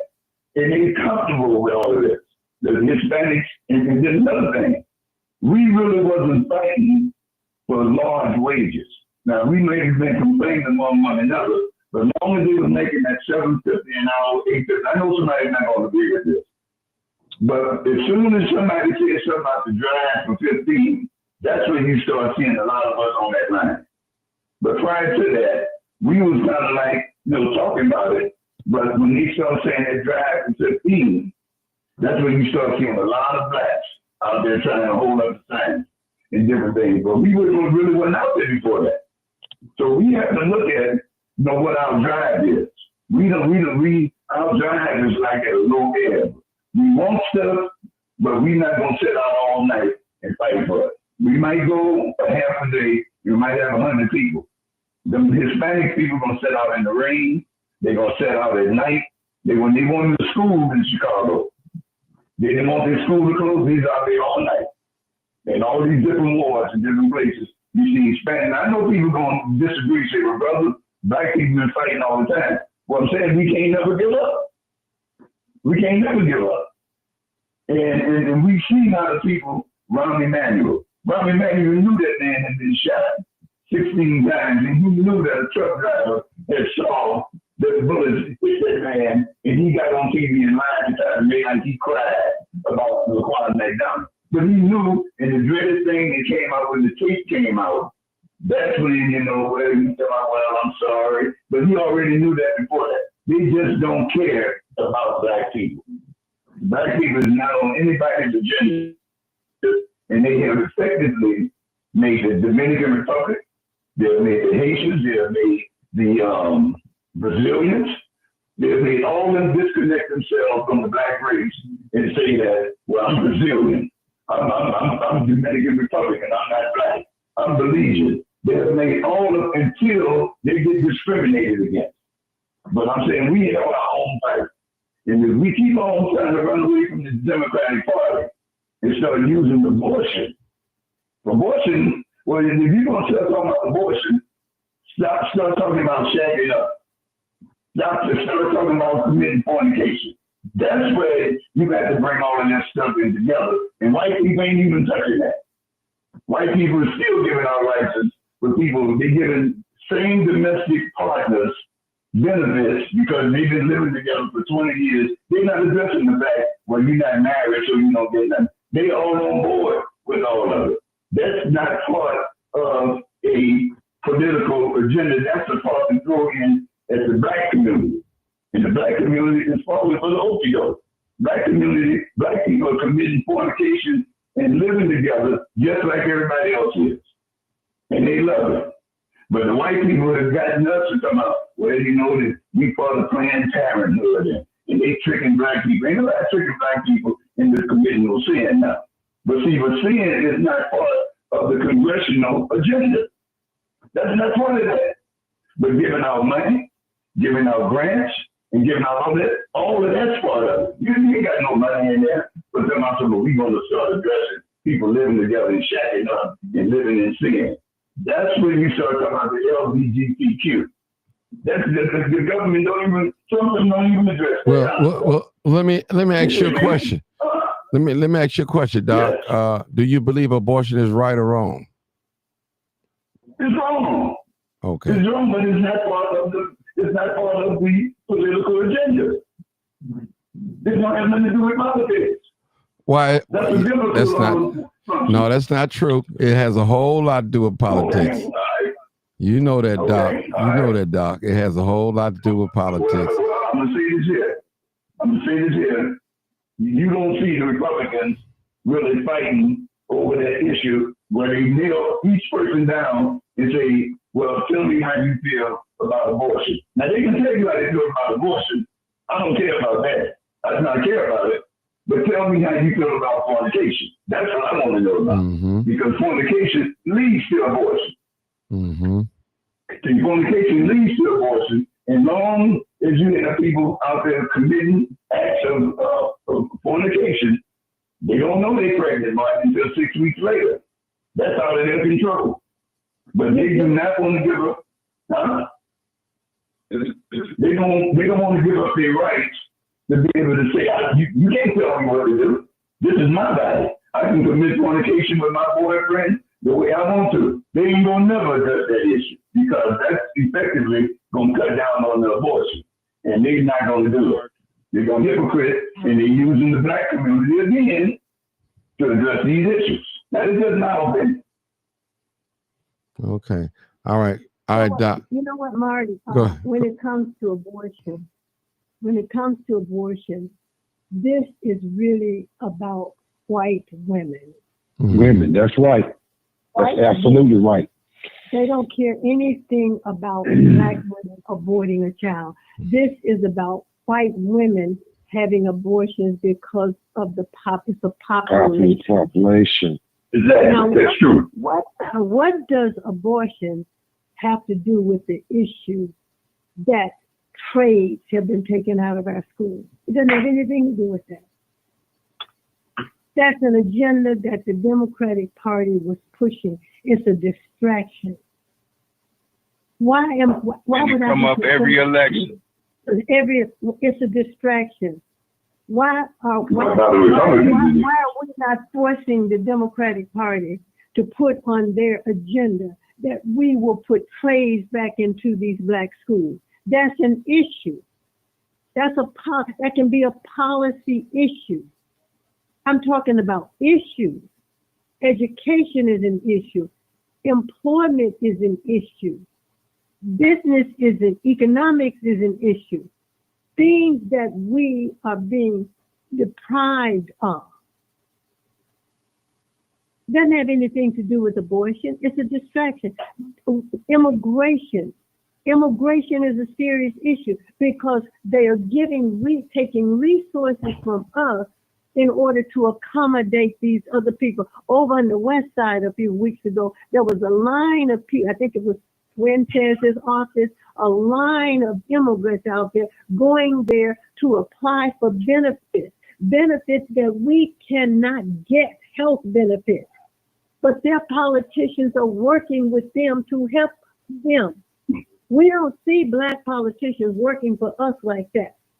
That's an issue. That's a policy. And so we have to say to black politicians, either you will address our issues, you will address in most of these, in just about all of these black wards, the unemployment for black men between the ages of 15 and 24 is 30, in some instances 40%. Tell the truth and shame the devil. That's an issue. That's a political issue. And we have all of these politicians in the state of Illinois. Every black person in the state of Illinois and the city of Chicago is in a key position. The only one that we don't have is the governorship. So why is the west side and the south side of Chicago looking the way they're looking? Why is the unemployment so high throughout the black community? With these immigrants a few months ago, they had a job fair for the immigrants. Black folks were not even allowed, didn't even know where it was. It was hidden. It was hidden. So you go look who's in the black community. The Arabs. Who's working? The Chinese. Who's working? They're not hiring our people. That is on us, people. So we don't have black leadership now who has a plan for us, because we have been conditioned for the last 70 years.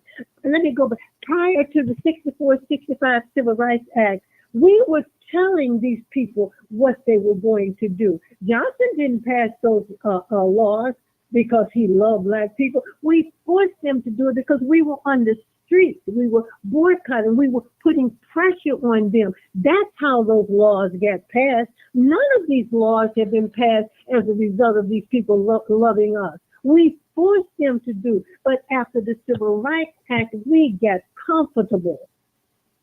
We started moving away from our businesses. White man's ice was colder than our ice. So we got away from that. And before Dr. King died, Dr. King said, and I'm paraphrasing, that he believed I have led my people into a burning house. Absolutely. Medgar Evers was my mentor. I was a member of the West Jackson NAACP. Medgar died.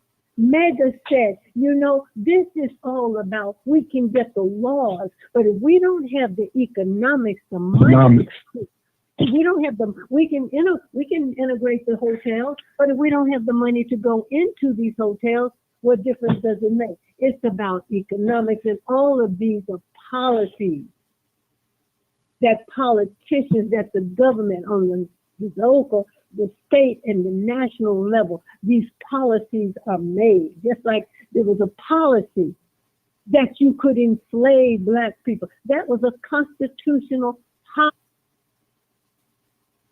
So we have to look at these laws.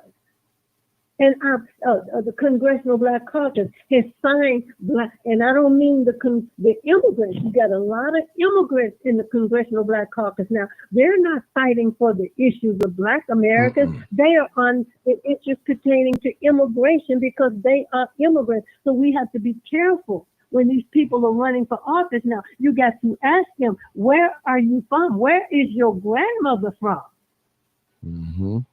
And if your grandmother's not from Mississippi, Alabama, or Georgia, then hey, you got to take another look at these people. Check their paperwork.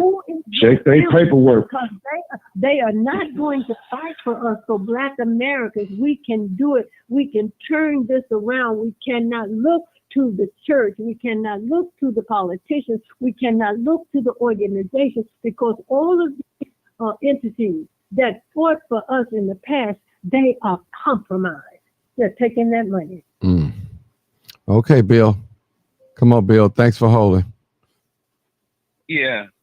Of course, last night and the past and the future, I'm going to always say my people deserve reparations, foundational Black people. And the proof is in the pudding. The first product that was internationally and worldwidely traded and sold was cotton. Lumber. So when with that being said, no, it was cotton in America.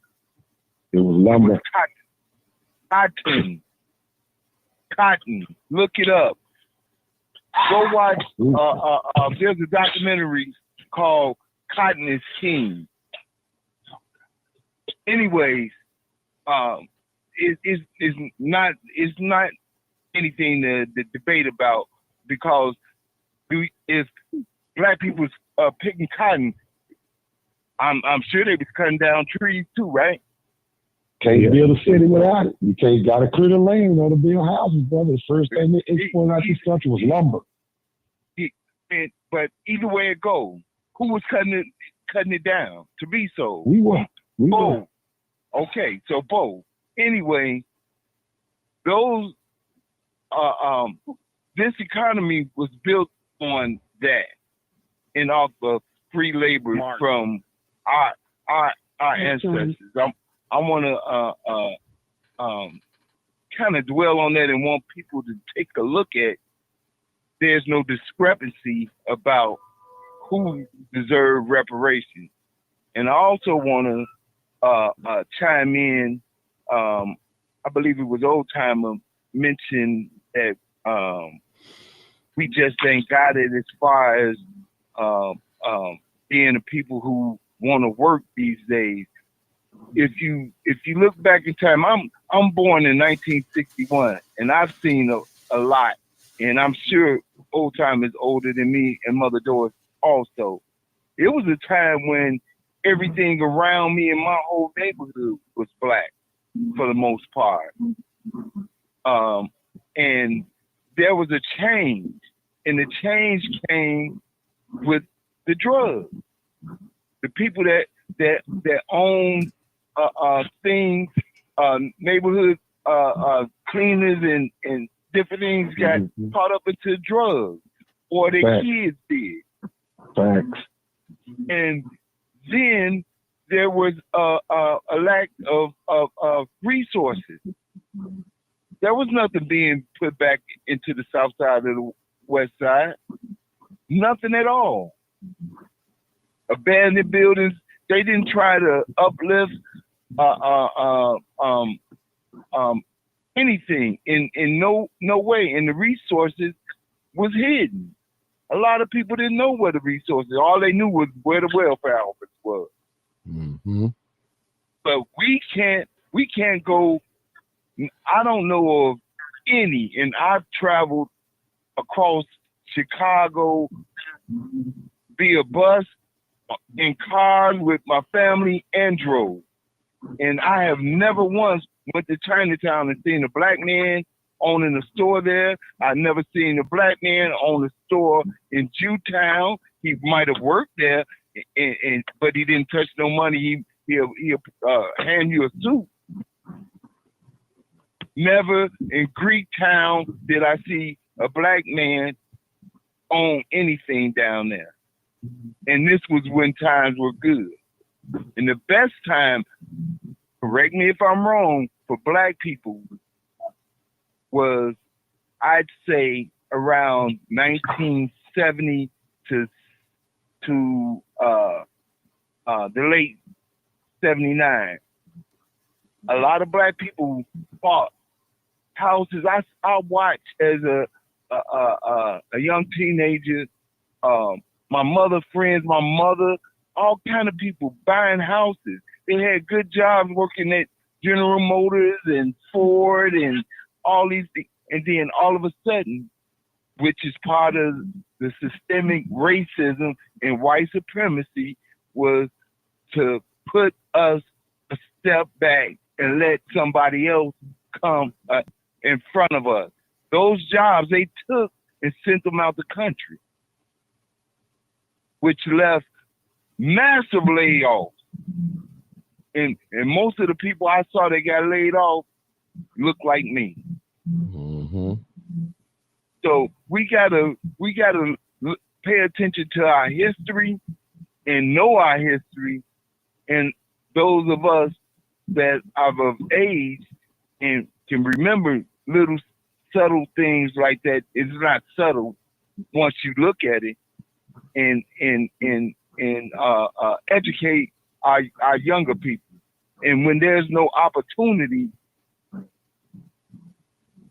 the people will feed off each other. The crime will raise. Mm-hmm. And these people know that. White supremacy know that. Go ahead, Hey, Tool Brother 6. Martin. Go ahead. Go ahead, Tool 6. Yeah. Can I be heard? Yes, sir. Go ahead, Hello? loud and clear. Okay. Now we're talking about reparations, and but I want to ask a question. Mama Doris and the brother that was just talking, and a couple others. Y'all said something that, I'm born and raised in the city of Chicago on the South Side, born at University of Chicago Hospital, and born and raised. But I'm remembering the city council of Aurelia Puchinsky and Eddie Radoliak and all these people. Mm-hmm. And then I'm looking at the city council today, especially when you have this guy in there, Brandon Johnson, who I don't like at all, but specifically when the city of Chicago tried to put on the people with background noise. Watch your background, people. Yes. When they try to put on the ballot whether Chicago will be a sanctuary city or not, I don't want to use foul language because this makes me very, very angry.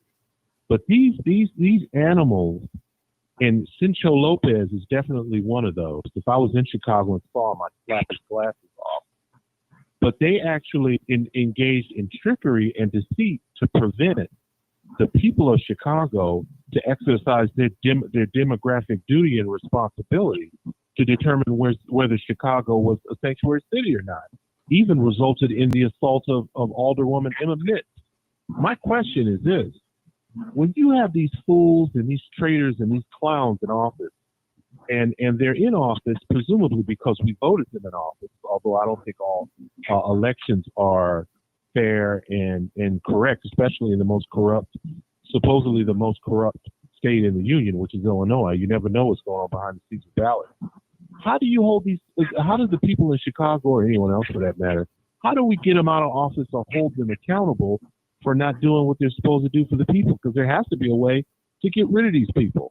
Anybody got something on that, or Brother Martin? Well, Go ahead, brother, Doris. I was down there that night. I was down there that day that they tried to get a vote on for or against the sanctuary city. Sergio, I forget what his last name was. I forget his last name. Mine. Sergio, what's his last name? Is that still Lopez? Yeah, Sergio Lopez. Sergio Lopez used every trick in the book to stop that vote. Yeah, he wasn't the only one. Go ahead. Sergio Lopez and some others, but Sergio Lopez, he took the lead in terms of stopping that vote, because if they had brought it to the floor, it would have been, they would have voted to get rid of sanctuary city. They would. I was there that night. I mean, it was. And we were down there raising hell. We were raising hell, and with Jason Irvin.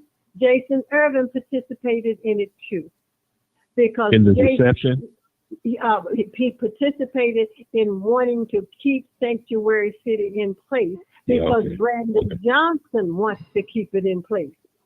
Bill was against it. Lopez was against it, but and some of the white aldermen. But if they had voted, they had to vote. They had to vote, and that's why he did what he did to stop that vote from taking place. But Mama Doris, here's the issue I have. That's going to keep on happening. I don't mean to interrupt you. I apologize. This is important. That's okay. This is going to keep happening until we're screwed all the way out. There has to be. I'm not talking at this point, at least, about extra legal means. I'm not saying that. But when the citizenry of Chicago see this happening and see how rotten and corrupt this is, how does the people of Chicago propose to hold these people accountable for pulling clown moves like that? And I won't interrupt you. Can I say something? I'm asking Mama Doris. I'm asking her. All right. Only the people can get these people out of office. But if you have 50,000 people in a ward and only 12,000 are voting, that's the problem. Most of these wards have 50,000 people or more, But when you look at the statistics, these people are getting in office 7,000, 8,000, 9,000, 10,000 votes. And you get, Why is that? because people are not voting, because people are not taking, are not being responsible for themselves and what's going on in their communities and for the future of their children. Because it's these policies down there that they're passing that's hurting us. So it is our responsibility to watch these politicians, to give these politicians an agenda for Black people. And when they do not follow or implement that agenda, you take them out. White people don't allow these politicians to do that to them. No, they don't. If they don't go by what they want, they take them out. So they don't even begin to go down there and not follow the agenda of the white community. So Black people have got to take responsibility for our lives, for what kind of community we want, what kind of future do we want for our children. That's on us. Because no. Sorry, go ahead. Pardon me? No, go ahead. Go ahead. Go ahead, Marcus. Marcus, go ahead. Go ahead, Marcus. So you talking about reparations? Yes, right? sir. Yes, sir. Yes, sir, Marcus. Still talking about reparations? Yes, sir.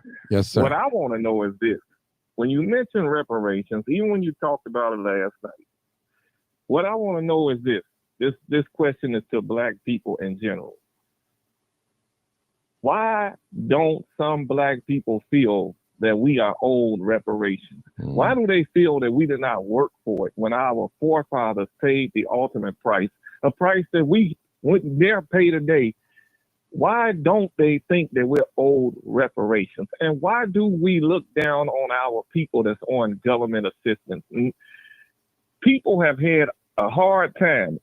As one of you all stated, the jobs left. A lot of Black people were employed by steel mills. They closed those steel mills down in the 70s, in the late 70s and early 80s, the Reagan administration, and sent those jobs overseas. And they allowed these migrants to come into this country. Both parties did, not just the Democratic Party, but the Republican Party too. They allowed it. White supremacy at its best working on Black people. They'd rather have other people have these jobs than to see us have these jobs and flourish. They've always wanted to hold us down. And I don't mean to sound like a racist bigot, but it's the reality. And as far as Black people voting, a lot of young Black people have lost hope because we have voted, and look what we're dealing with right now in this city. I even kind of regret voting for Brandon Johnson, but I didn't want another Mayor Daley in office. And all of it ain't Brandon Johnson's fault. This was years in the making. Brandon Johnson is responsible for what he's doing right now. And you're right. And I said earlier, this is all being engineered, and we are the number one target. Mm-hmm. Mother Doris, would you agree that he's a puppet? Would you agree that we are dealing with a puppet? He's not, in my knowledge, a real politician. He's controlled by the billionaires, and he's doing what he's paid to do. And we ain't on that excuse. You know what? No, I'm not making. I didn't say it was an excuse. I said, would you agree that he's a puppet? You're partially right, but I look at him as an agent of white supremacy. And he being used, right? He's working. So I said I agree, but I just use another word. He's an agent of racism and white supremacy. Yep. He is implementing what white people want him to implement. He's keeping them in power. But Brandon Johnson, he is the mayor of the city of Chicago. And if Brandon Johnson were a conscious man as he comes to the Black community and pretends that he is, and the only reason he's doing that is because he is in trouble. If it had not been for those 20 Black wards, Brandon Johnson would not have gotten in office. Brandon Johnson a few months ago was down at 6%. That was his rating. He's up at 26% now. But what he's doing, he's going into the black community talking about he's doing this and he's doing that, but he's really not doing anything. You come and say you're going to put $4 million in the black community, but you have spent $700 million on illegal immigrants. Brandon Johnson is the mayor of the city of Chicago, and I hold him totally responsible. I don't care what the white boys are doing or saying. I hold him. And guess what? I don't think he's gonna get reelected because if he thinks that black people are a fool, we are not a fool. He gonna lose. But the white people who controlling him think that we're a fool, that we're gonna go out and just vote for him because he's black. That's not gonna happen this time. But you know what? They also see that we're beginning to wake up too. And look, we have to understand this. We have been conditioned for the last 70 years to vote for the Democratic Party. And what I am saying to black people, the Democratic Party hasn't done anything for us. They really haven't. Since the 60s, we have not had an agenda for black people. We have allowed the Democratic Party to tell us what we should vote for, who we should vote for. And I don't care anything about either party because the white Republicans are benefiting and the white Democrats are benefiting. We are not benefiting. And that's why we must vote on issues. And we must hold black politicians or anybody we vote for. We must have an agenda going forward. The young people are discouraged because, they don't see anything. They don't see where we've gotten anything. But whether you vote or not, they're still down there passing these policies that are impacting these young people and everybody else. So we can make the change. It is up to us. We have the power. We have the power, and someone mentioned, why do we think that we don't deserve immigration? Well, if you have for the last 400 years been told you're nothing, you're nobody, you're never going to amount to anything, we don't know the history of our people and what we have done around the world. The children don't know the history. I am a former teacher and counselor with the Chicago Public School System. They passed a law that for Black history to be taught in these schools. It was a law, but they did not enforce it. What good is a law if the law is not being enforced? And we did not make sure that we adhere to that law. And you don't need a law. You just got to be concerned about your people, concerned about our children, and we can teach we can teach the history. Can I interrupt you one more time? We have a responsibility to do things too. And ask you this question. Yes, sir. Do you think that in order to change what's happening in Chicago, we're going to have to vote for a Republican to run for mayor? Do you think it's possible that a Republican can win and become mayor of this city? Because as far as I've been living, I've never known Chicago to have a Republican mayor. I have lived 2 Republican governors. Well, 3. You know what? With the mindset that we have, and that is we have been conditioned to vote for a Democrat. No, vote for a Democrat. You don't care who it is. With that kind of mindset, no. But I'm not saying go and vote for a Republican because we're upset with the Democratic Party. What agenda have we given that Republican Party or that Republican or that candidate? What agenda? What is that Republican candidate's agenda? What are they going to do for us? What are they going to do for us as it pertains to education, as it pertains to economic employment, what jobs, opportunities that everyone else is taking advantage of, that they're making possible for everyone else to be able to take care of all of these perks, the governmental assistance that we're getting. We're not the only ones who are getting governmental assistance, and we need to stop. We need to stop that. Do you know how Elon Musk has become the richest man in the world? Because of governmental assistance. Tell the truth. Tell the truth and shame the devil. The devil. States give tax credits to attract, like for Tesla.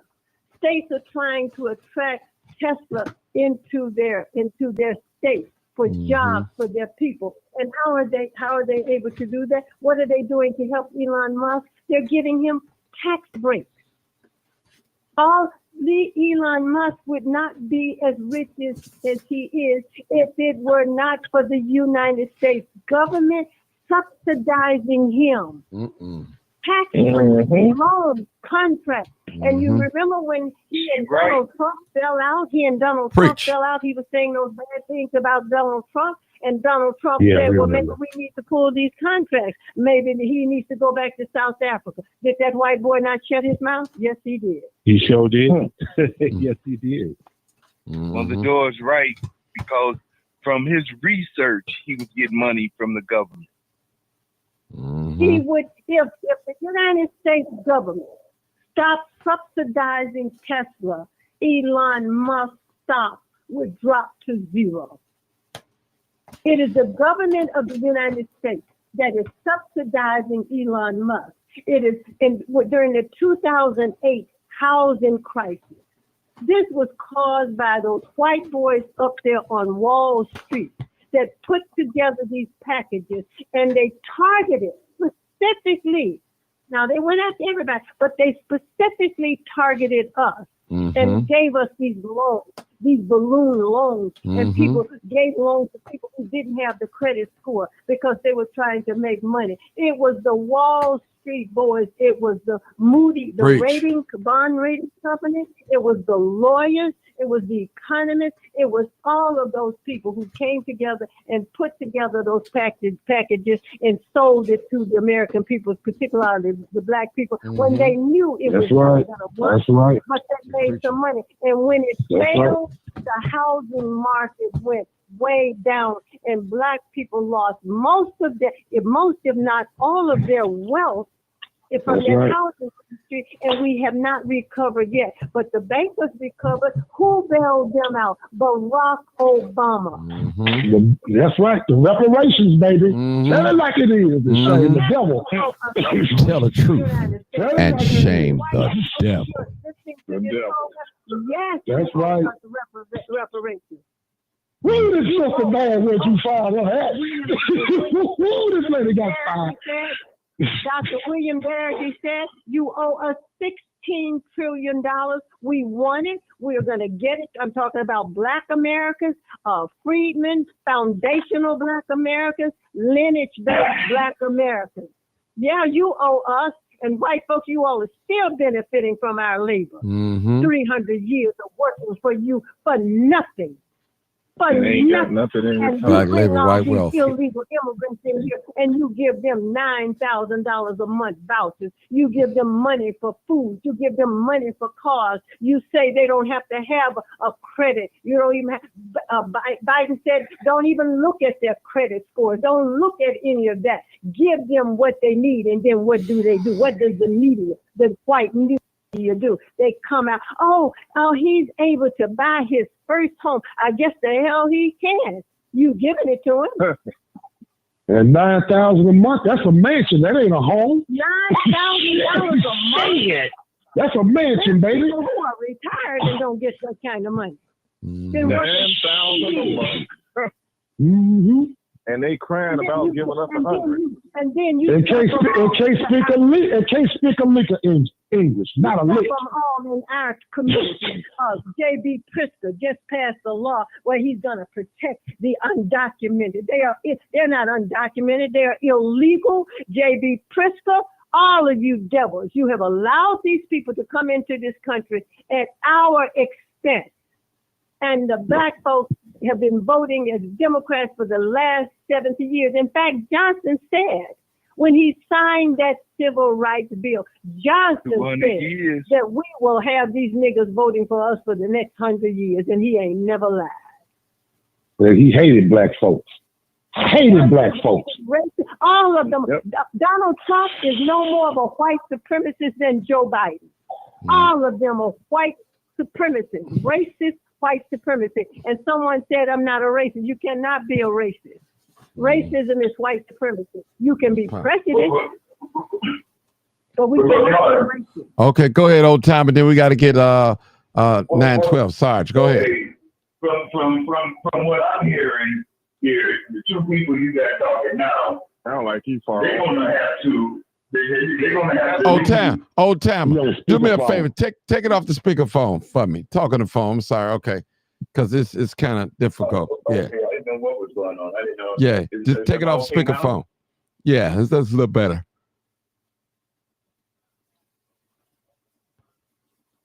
Okay, I'm okay now. Yeah, perfect. Oh, yeah. Perfect. All right. Perfect. Yes. Okay, what you're gonna have to do is those two people that's talking now. See, they taking a Louisville slugger and swinging at the Democratic Party. Now, we're gonna have to make an agreement that is only a two-party system that the United States recognizes. That's the Democrat and Republican Party. Now, you don't have much of a chance with anything else. And every time you got some black people that get on here and start talking about what the Democrats have done. Well, this is the only party that's going to address the issues of the black man and is going to address the issues of everybody else, including immigration. Now, the policies concerning immigration, it allows people to come into the country. I'm like, and it's up to black people to get up and go and find a job. Wendy's, McDonald's, the toll road. It's up to us to get up and go and get these jobs. I see older white men, 50 and 60 years old and above, still working out on 294, messing around with concrete. I see very few black people out there, very few. And even in the blacktop trades, except for the company when it's owned by a black, and then we don't have that many blacks. But I keep hearing these people talking about how the Democrats have sold people out. Well, stop talking about the Democrats and form your own party. See, talk is cheap. See, talk, wait, hold on for a second. See, talk is cheap, and they say it takes money to buy land. Now, white people, they come and started the Tea Party. So why don't you start your own party? And leave the Democrats, people, yeah, but you can't keep trashing the Democratic Party. You can't keep doing that. You got to be bold. You got to be bold enough because you have to be. Oh man. Okay, well, go right ahead. I'm gonna listen. Go ahead. Let me say this to you, sir. I do not care about either one of the parties. Well, you keep saying that. No. I am looking at policy. But we already know that the policy is not going to favor black. We already know that white people don't like black people. I'm not talking about white people liking black. It's not about white people liking black. That's what it comes down to, mother. That's what it comes down to. No. She right. It is about policy. Let her talk. Okay, go ahead. Policy. It's about economic policies. It's about education policy. It's about opportunities that we are being denied, have always been denied, and we are being denied those opportunities today. I am not about a party, but I do know the policies. The Democrats nor the Republicans have done right by black people. But since we have been voting as Democrats for the last 70 years, I'm talking about policies that I know. Go research and look at these policies that have been passed under the Democratic Party that we have not benefited from. Everything the Republicans have done, the Democrats can challenge them. The Democrats, the president talking about doing away with the history in the Smithsonian Institution. He cannot do that. That's an executive order. He cannot do anything to that institution because it is a foundation. He says this in order to please his base, ignorant white folks. He's a master at doing that. But why do I not hear someone from the demo? Why do I not hear Jonathan Jackson saying he cannot do this? It's funded by a foundation. Why do I not hear Jonathan Jackson saying, well, then if there's an executive order that he's going to issue that will take this out of the Smithsonian Institution, the Democrats can say, well, if we get back in, we can reverse it. An executive order is not a constitutional order. I'm talking about policies. I'm talking about the law. I don't care about these white people, the Democrats or the Republicans. I have been voting for as a Democrat all of my life, but I see what these policies that they have passed have done to us. The Democrats had the opportunity to punish Carolyn Bryant, that white woman who was responsible for the death of this 14-year-old boy, Emmett Till, in the state of Mississippi, a state where I grew up in under Jim Crow. They did not do anything. The Attorney General of the state of Mississippi could have brought charges against her. They would not. Under Joe Biden's administration, under Barack Obama's administration, they could have brought charges against that white woman for the death of that child when she said she lied. They did not do that. That was a policy decision. That's what I'm talking about. Policies that have hurt us. When the brother up there in St. Louis was killed, Brown, Eric Holden went up there. They didn't bring any, and the government of the United States, the federal government, has a very good success rate when it comes to finding people guilty of these crimes. Eric Holder went to St. Louis when Mike Brown was killed. They did nothing to those people. They could have brought charges. They didn't do it. Trayvon Martin did nothing. I don't care about these artists. I am about my people. The Republicans are not innocent. But if I go back and I look at history, historically, the Johnson-Reed Act of 1924, which slowed down the immigration in this country and made it possible, it slowed it down by 60%, and it made it possible for Black people to go into these jobs during the Great Migration. That's why Black people came up here to get these jobs, because they had slowed down that immigration. But in 1965, the Civil Rights Act of 1965, Johnson put it back in there, talking about naturalization. They flipped it back into that, and it started all over again. I'm talking about laws. Okay, Sarge, then we got Buck. Come on, Sarge. We got Buck. Okay, hey, man, I've been listening in. Sorry about the interference with my phone. I had to drive to Atlanta. My granddaughter had a flat. She came from out of town, went to this concert. I'm like, Lord. Who cares? So I'm still on the road, rolling back out. But, you know, okay, I didn't hear whatever somebody said, but everybody's laughing. I guess it was funny. I guess, I don't know. But go ahead. I'm like this here. You know, it's a lot of things that were said, and I'm like, well, the anti-vote for Republican rhetoric that I'm hearing is like, how many times you gonna let somebody slap you in the mouth and let them promise they ain't gonna do it again, and then they gonna do it again? How you gonna keep doing that? How? You know, just like the Great Migration North, when the job opportunities were there, when the South opened wide up for great job opportunities down this way, did nobody leave? Not from up north to come back down south.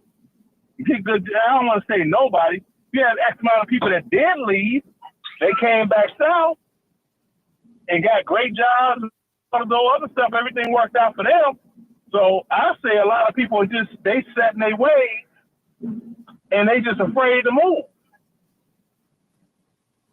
They just afraid to bust a move. I mean, like I said, I got people still staying in Inglewood, won't leave. I'm like, okay, well, you know, that's on you, but you know, it is what it is. Mm-hmm. And it's a shame that if you look at the statistics of Inglewood, 80% 86% of the population in Inglewood lives below the poverty line. I think I text that to you, if I'm not mistaken, Martin. Okay. Now, if something like that don't tell people, you know, they need to make a move. Brother, for self. Brother, I have a question for you. Why should the people in Inglewood have to move? If there were opportunities for the people in Inglewood, like they're creating opportunities for every other racial and ethnic group that's coming into this country, if there were opportunities in Inglewood, they wouldn't have to leave. It wouldn't be the unemployment rate wouldn't be as high as it is in Inglewood. So we've got to stop blaming our people. These are policies. There's no economic development going on in Inglewood, except for the local government here helping the Hispanics move into Inglewood, helping them buy homes, giving them jobs that we cannot get. And let's stop saying our people don't want to work. They had a job fair in the city of Chicago for illegal immigrants, and nobody knew it was going on until it was leaked out. And another one for their children. One for their children. This was for young Black Hispanic, young Black boys and girls. They are not providing opportunities for us. These are policies. This is racism and white supremacy. They do not want to help us. They don't give us loans to open businesses. The TIF is meant for the blighted areas, to help revitalize blighted areas. Who do they give TIF money to? To rich white developers, Brandon Johnson and all of these politicians. And the city council sits down there, all of them, and vote on these policies. All of those people, the majority of the city council members voted for those millions and almost $1 billion for illegal immigrants. The white ones did it too. Bill voted against it, Lopez, and maybe a couple of others, but the majority of those people down there voted for all of this money to go to illegal immigrants. On the very first vote that Desmond Yassin ever took in the city council, I was on the floor down there. We begged him, Yassin, do not vote for this money. You know what he said to me? Well, if I don't vote for it, they're going to weaponize me. I said, well, then you can weaponize them. Those 20 Black aldermen, if they were all on the same page for Black people, they could shut everybody down there down because there's 20 of them. They could control the city council. But again, and I don't care what you say, they're following the agenda of the Democratic Party because the Democratic Party is pushing immigration at the expense of us. And the votes for everybody, the white folks are benefiting from it. Because if Donald Trump really wanted to end this stuff overnight, all he has to do is find these employers who are bringing them in here and hiring them. They're all benefiting from that cheap labor. Facts. Right. Facts. Hey, Martin. Yes, sir. Go ahead. I got a question for you. Martin, I got a question for you. Hold on, Sarge. I got a question for Martin. We got Buck too. Go ahead. What could your organization have done with that $700 million? Where would the crime level in Chicago have went with that $700 million? What would the streets look like if they'd cleaned the streets up and built some houses and everything that they need with $700 million? $700 million could have cured Chicago's problems overnight. Oh my God. Period. Bro. Yeah. Hey, Martin. Go ahead, Bill. Okay, yeah, I'll get you out the Buck. Go ahead, Buck. Okay. Buck, go ahead. Hey, what's up, everybody? All right, Buck. Go ahead. Everything good. I didn't want to. First of all, I'm gonna call, but the brother old timer got me. I had to say something. First of all, reparations. Hell yeah, we deserve reparations. Ain't no question about it. If you doubt that, you got to be a damn fool. First of all, he quoting the Bible, talking about fornication. Number one thing, if a bunch of crackers coming to kill your family, would you kill them or let them kill your family? Because the Bible tell you not to kill. He sound like a damn fool. Ain't no way in the world you don't stand up for who you are and what you about. You only cowards die. You got to be a man in this world. The party don't define who you are. If you stand up, if you're not about shit, then you got to sit up there and be a man. You can't let no people, white folks, dictate no political bull crap to you. Number one, the agenda never been for us. We've been brought in this country. He the same kind of cat that probably walked in the day of Jim Crow, see a brother Lynch and talking about he fell into the rope. How the hell could that make any sense? You got to be about a warrior in this society, because ain't no way in the world these people gonna give us nothing. If you ain't, but these young people, this is what the disconnect is with our people. The old and the young can never get together. If we can get together, the young boys, and they got the fire, we got to get them to fight our battle, because we can't do it no more. I'm up in age too, but you got to get these boys on the right track, because killing each other ain't where to go. If you got to get your energy tunneled to the right area to get the people who is oppressing you. Don't fight yourself. You're killing people over stupid stuff, over music and lyrics and somebody create or just Instagram and all that kind of stuff. You got to have common sense, and that's one of the things they're keeping us from. We so busy occupied on social media, fighting each other, knowing these politicians don't do nothing but work for the white man. When they get that job, they give them the marching orders, and they're going to do exactly what they say. They open their mouth, they're going to slap around and be put back on the street where they came from. So you skip them. Brandon Johnson, anybody else is working in the white man job, White House, Barack Obama. When they get in there, they got an agenda to take. The white supremacy is the number one thing on their list or to-do list. That's what they got to do. If they don't follow that, they'll probably be found missing or whatever, their family members. But it's like the mob rolling with this government. So, for instance, if we don't have a people that know we got to be in unison. We got to know what we deserve. It ain't about no question, maybe. Ain't no hell no. We done built this damn place from every brick by brick, and we ain't got to beg for a damn thing. This is old to us, and they should give it to us, and that's what I got to say, period. Thank you. Go ahead, Bill. Go ahead, Bill. Hey, now, I want to say we living in a great time. A lot has been revealed to us in the last 8 to 10 years, from Barack Obama on down, and just like most of us that's from Chicago, we were taught, and raised to vote Democrat. I remember going down up until recently, voting Democrat all the way down with no questions asked, not knowing policies or whatever, but that's the way I was taught. It's a new time now, and we've seen these people play in our face. I mean, all the way down to with this immigration stuff. If somebody have wronged you, like somebody said, slapped you in your face, you gonna let them keep slapping you in your face in line?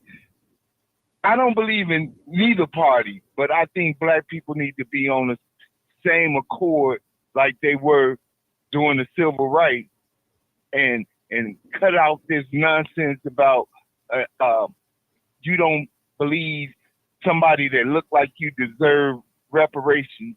That's number one. Stop going against the grain just to sound good or something that's a sound bite off the internet or TV. But there's a lot of eyes on the city of Chicago, and it has been. Videos going viral with the city council. Will there be a Republican mayor? Probably not. But you got to start with those seats and those Negroes that's up in there, that's been in there 15, 20, 30 years that ain't doing it. You got to start with them and replace them to make this statement. I don't know who you gonna replace with. To me, as far as I'm concerned, it could be a wino, but they gotta go. They gotta go. And the thing about it, the time is now. Time is now. All eyes are on Chicago. Have been for the last couple years. And a statement has got to be made. It ain't about the party. We know neither one of them are for us, but we know who have wronged us the most. We do know that. We know who we dedicated our vote to for 70 years. The reason we know that. And brother, the reason that happened. Doris, Doris, before you, Doris, time. we're going to close with you. Give us a closing statement. Go ahead, finish it out. All right. No, all right. Well, okay, because I didn't get a chance to finish. When my name is not Doris, asshole. Now, I did have a rebuttal to something that he did say, but about the leaving part. If I may, I'm asking you, Martin. Go ahead, Sarge. Go ahead, Sarge. Go ahead. Okay, now it's like this here. During slavery, the slaves, they left from the South to the North for freedom, didn't they? They did. During the doggone Jim Crow era, black folks left from the Jim Crow South up to the North for better opportunities, didn't they? They did. Okay? So, with that being said, all of what blacks shouldn't have to leave Chicago and shouldn't have to this and shouldn't have to that. Please re-enter a valid user code. With that being said, I'll be a clown, blood. You know what? But you know what? I'm not a clown in the ghetto. Nah, step to that. You in Atlanta? Now, you in Atlanta, bro? I'm not in Atlanta. Come on, Sarge. Don't get distracted. I'm not Just in Atlanta, bro. Keep talking, Sarge. Keep talking, y'all. Come here, grandbaby. We're definitely not in Atlanta. Okay, go on in. Ain't nobody here in Atlanta. You crazy? And don't be talking about something you gay. My granddaughter going in the house. My son is right here. So you can say that foolishness. Sarge, just come on, man. Keep going. Let's come. Yeah, we don't want to throw the show finish off. up. Okay, go ahead. Okay, I'm gonna finish up right here, Martin. If my parents left Louisiana for better opportunities up north, I left Chicago a couple of years out of high school for better opportunities elsewhere, and I got them, and I'm loving my life. So if people, if they don't want to bust a move to better themselves, they want to sit and we shouldn't have to leave Chicago and this and the whoop whoop whoop whoop whoop whoop and all this here. Yeah, my son was raised in the south suburbs, and he is like, I've seen it going down. I'm leaving too. My grandma done arrested all my friends. I mean, shit. I ain't got. Yeah, his grandma a police officer. all my friends. So it's like, what the hell's going on? Yeah. So that's it. Yeah, when Sarge done, I'll let you talk to us. This is the United States of America. If you want it, go get it. If not, be up on the log and miss out. I'm living my American dream. Lovely life. Hey, one question. Go ahead. One question. Go ahead, sir. If we ran from the South to Chicago for opportunities, Sarge, then explain to me how come it is that we founded the city of Chicago. Okay, what was then was then. What is now is now. Okay? That means what? That means if the job opportunities were not in Chicago in the 80s and I left for better opportunities elsewhere, got married, started a family, and then continued on going, and you got people that grew up with me that's still in Chicago complaining, we ain't got this, we ain't got that, woo, woo, woo. Who made the better move? Stop talking about stuff. Well, we shouldn't, and this and that. That's what's wrong with people today. All the money is moving down south. Oh my God. The tech industry down south. The acting industry down south. Yeah, housing market down south. Going crazy. Everything is moving down here. Why would you stay up there? It's like, there ain't nothing up here because they tax the hell out of you up there. Don't no business wants to get taxed the hell out of. That's why everybody moving down here. Fucking JJ who's down here. Okay. Who's talking now? Who is this talking? Okay, that's his son. I think that's Sarge's son. Sarge, No, that was my son. He's elaborating. Harold's Chicken is down here. Maxwell House Cold Sausages right down here. How come he didn't call in like everybody else? Yeah.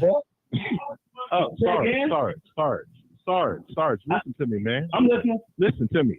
Now, you know, when the going is tough in Chicago, you went to a place that had better opportunities, right? Right? Hello? No, I joined the military for a better opportunity. Okay. And everything else took you since from there. You just said you left when you graduated high school. Yes, I did. And okay, now you do understand that the reason that those better opportunities were at the place you went to was because someone, instead of leaving a bad situation, invested their heart, mind, and industry in making those opportunities available. You are aware of that, right? Making opportunities available where? In Chicago? Wherever you went to go get opportunities, it could be the moon. Someone had to stand and fight and make those opportunities possible.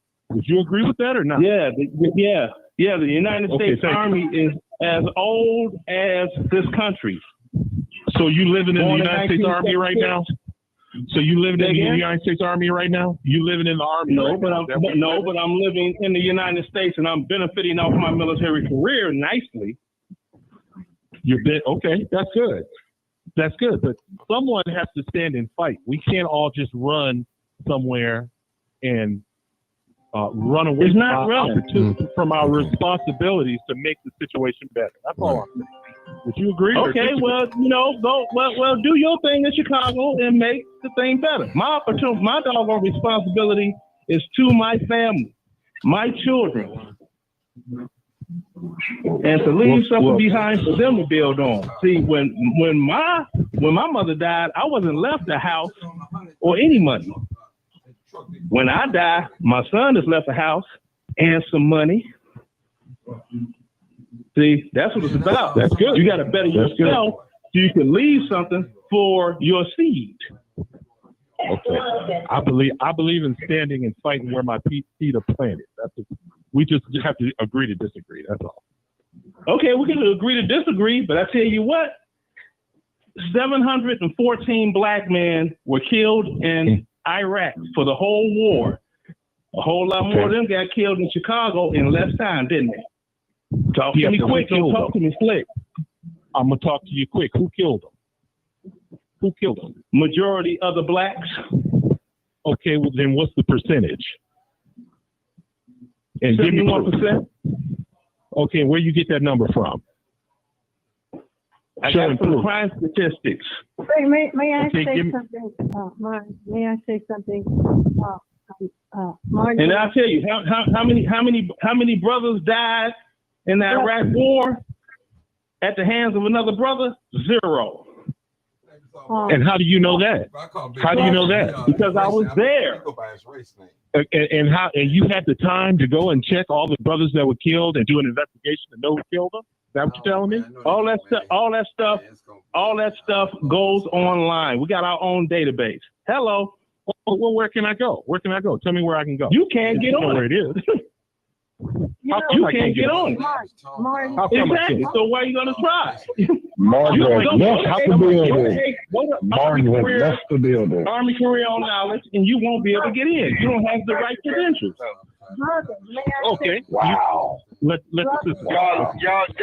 Y'all let Mother Doris say something. Yeah, she's trying to say something. I want to say Mother Doris. Let me just say this. I want to say to you brothers, I love my brothers. I love black men. There's no way we can continue to exist as a race without black men. Now, brother, there are exceptions. There are a lot of exceptions.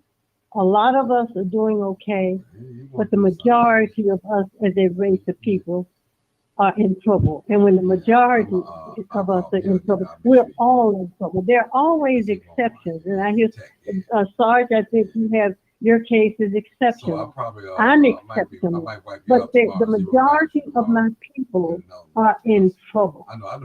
And someone said something about all the 700 and some black men who have been killed in Chicago. What is the cause of that? There's a cause and there's an effect. Why are so many black men being killed? There is a cause. We don't ask, we don't discuss the cause. We only should. talk about the effect. We should be asking, why are so many black men killing each other? There is a reason, because these conditions that we're living under are engineered. They're created. And when you create adverse and just almost conditions that people cannot survive under, then this is what's going to happen. What is the cause? Who is causing it? And are we holding the people who are causing it responsible? Yes, we have a responsibility as individuals. But when these conditions are created, and that's what I mean when I say you do not understand racism and white supremacy, everything will be confusing to you. We could not create all these problems that we're experiencing if we wanted to. We couldn't. It's a system.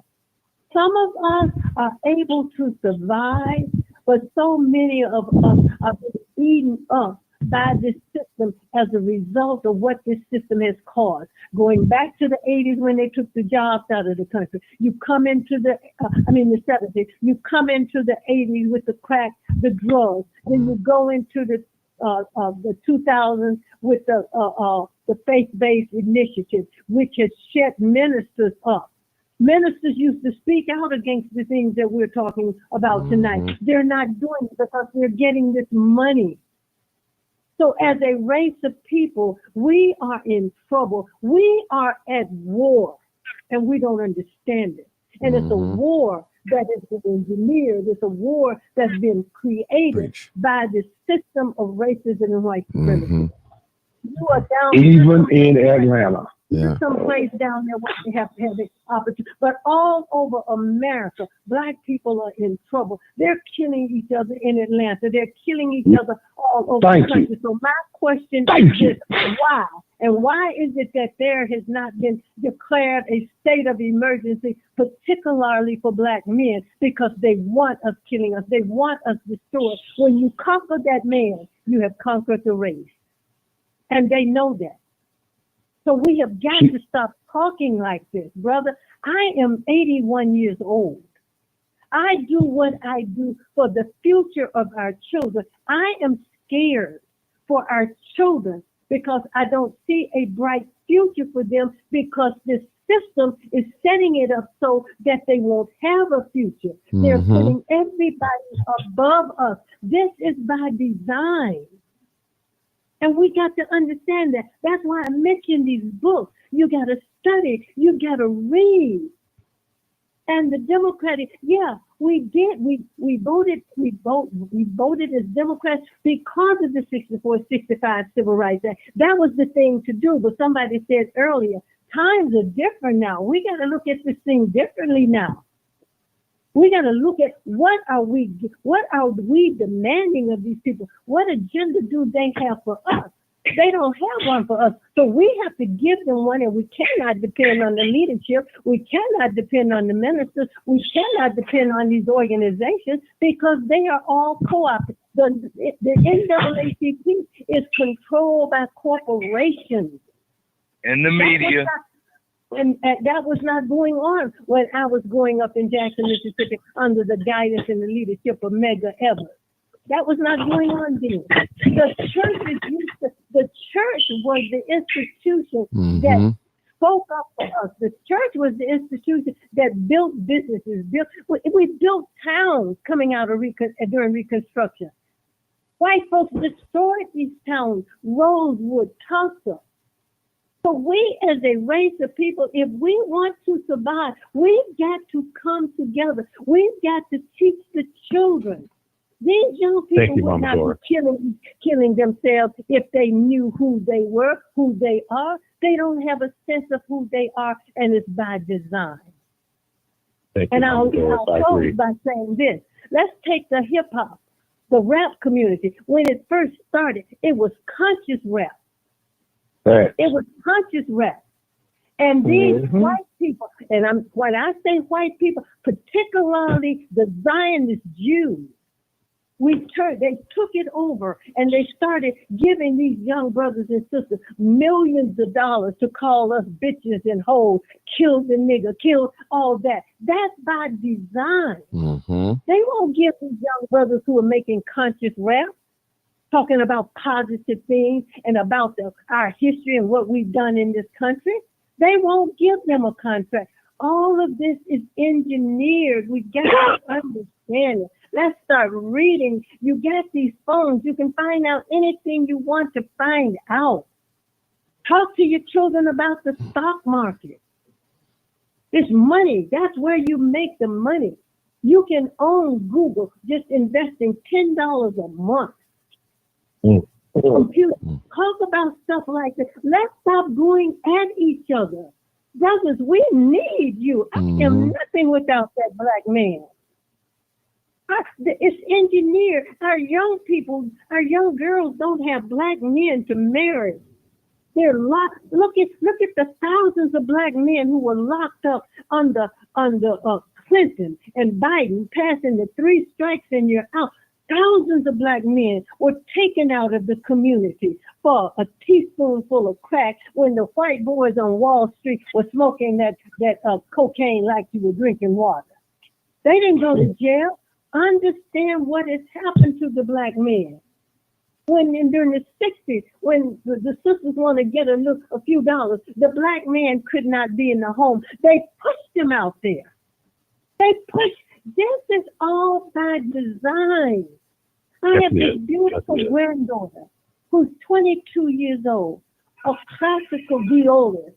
I am worried about my granddaughter being able to find a young black man that she can marry. Our young girls are in trouble on the college campuses, with especially predominantly white college campuses. The black boys don't even look at our girls. That is on us.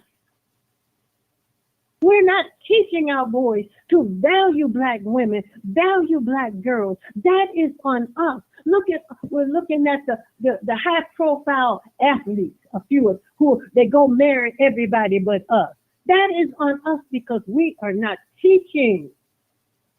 We have stopped teaching. The grandmothers have stopped teaching. We need to be telling our little girls, put some clothes on, and telling our boys, pull up your pants. This is not our culture. This is a culture that's been created by others, white folks, under the system of racism and white supremacy. So I beg of you, brothers, you've got to start loving and complimenting each other and stop going at each other. We've got to stop it. What is the cause of all this? Who's causing these problems for us? And stop saying our people don't want to work. I know, I'm looking at the data. I do the research. They're not hiring us. 60% of the people in construction are white. Another 40% are Hispanic. They're not hiring our brothers and sisters on these construction jobs. Down here on 47th Street in Chicago, they're repaving the streets, the sidewalks. Everybody that I saw out there was either white or Hispanic. That's in the 4th Ward. Why were we not calling Lamont Robinson and asking him, man, why aren't black people on these jobs? Those jobs pay $30 and $40 an hour.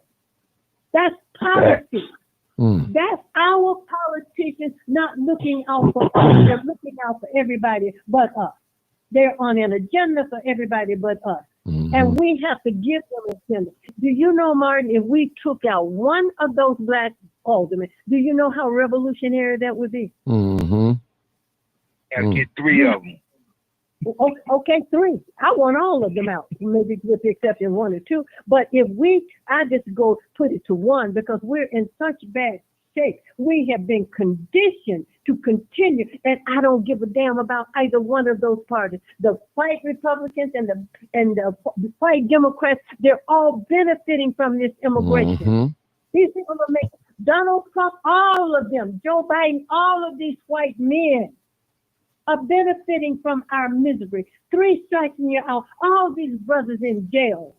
Microsoft, Apple, Google, they're in those jails making those products, and they're making $1 an hour. That is slavery by another name. Understand what this system is doing to us. We're in a war. At home, we're in a war. They're bringing everybody else. The Indians own all the Dunkin' Donuts. Why can't we get loans to open the Dunkin' Donuts? They won't give it to us. Mm-hmm. Says They're not hiring us in these jobs. That is a fact. Stop saying black folks don't want to work. Well, the laziest people in the world are white folks. We did all their work. Yeah. Facts. Time. Facts.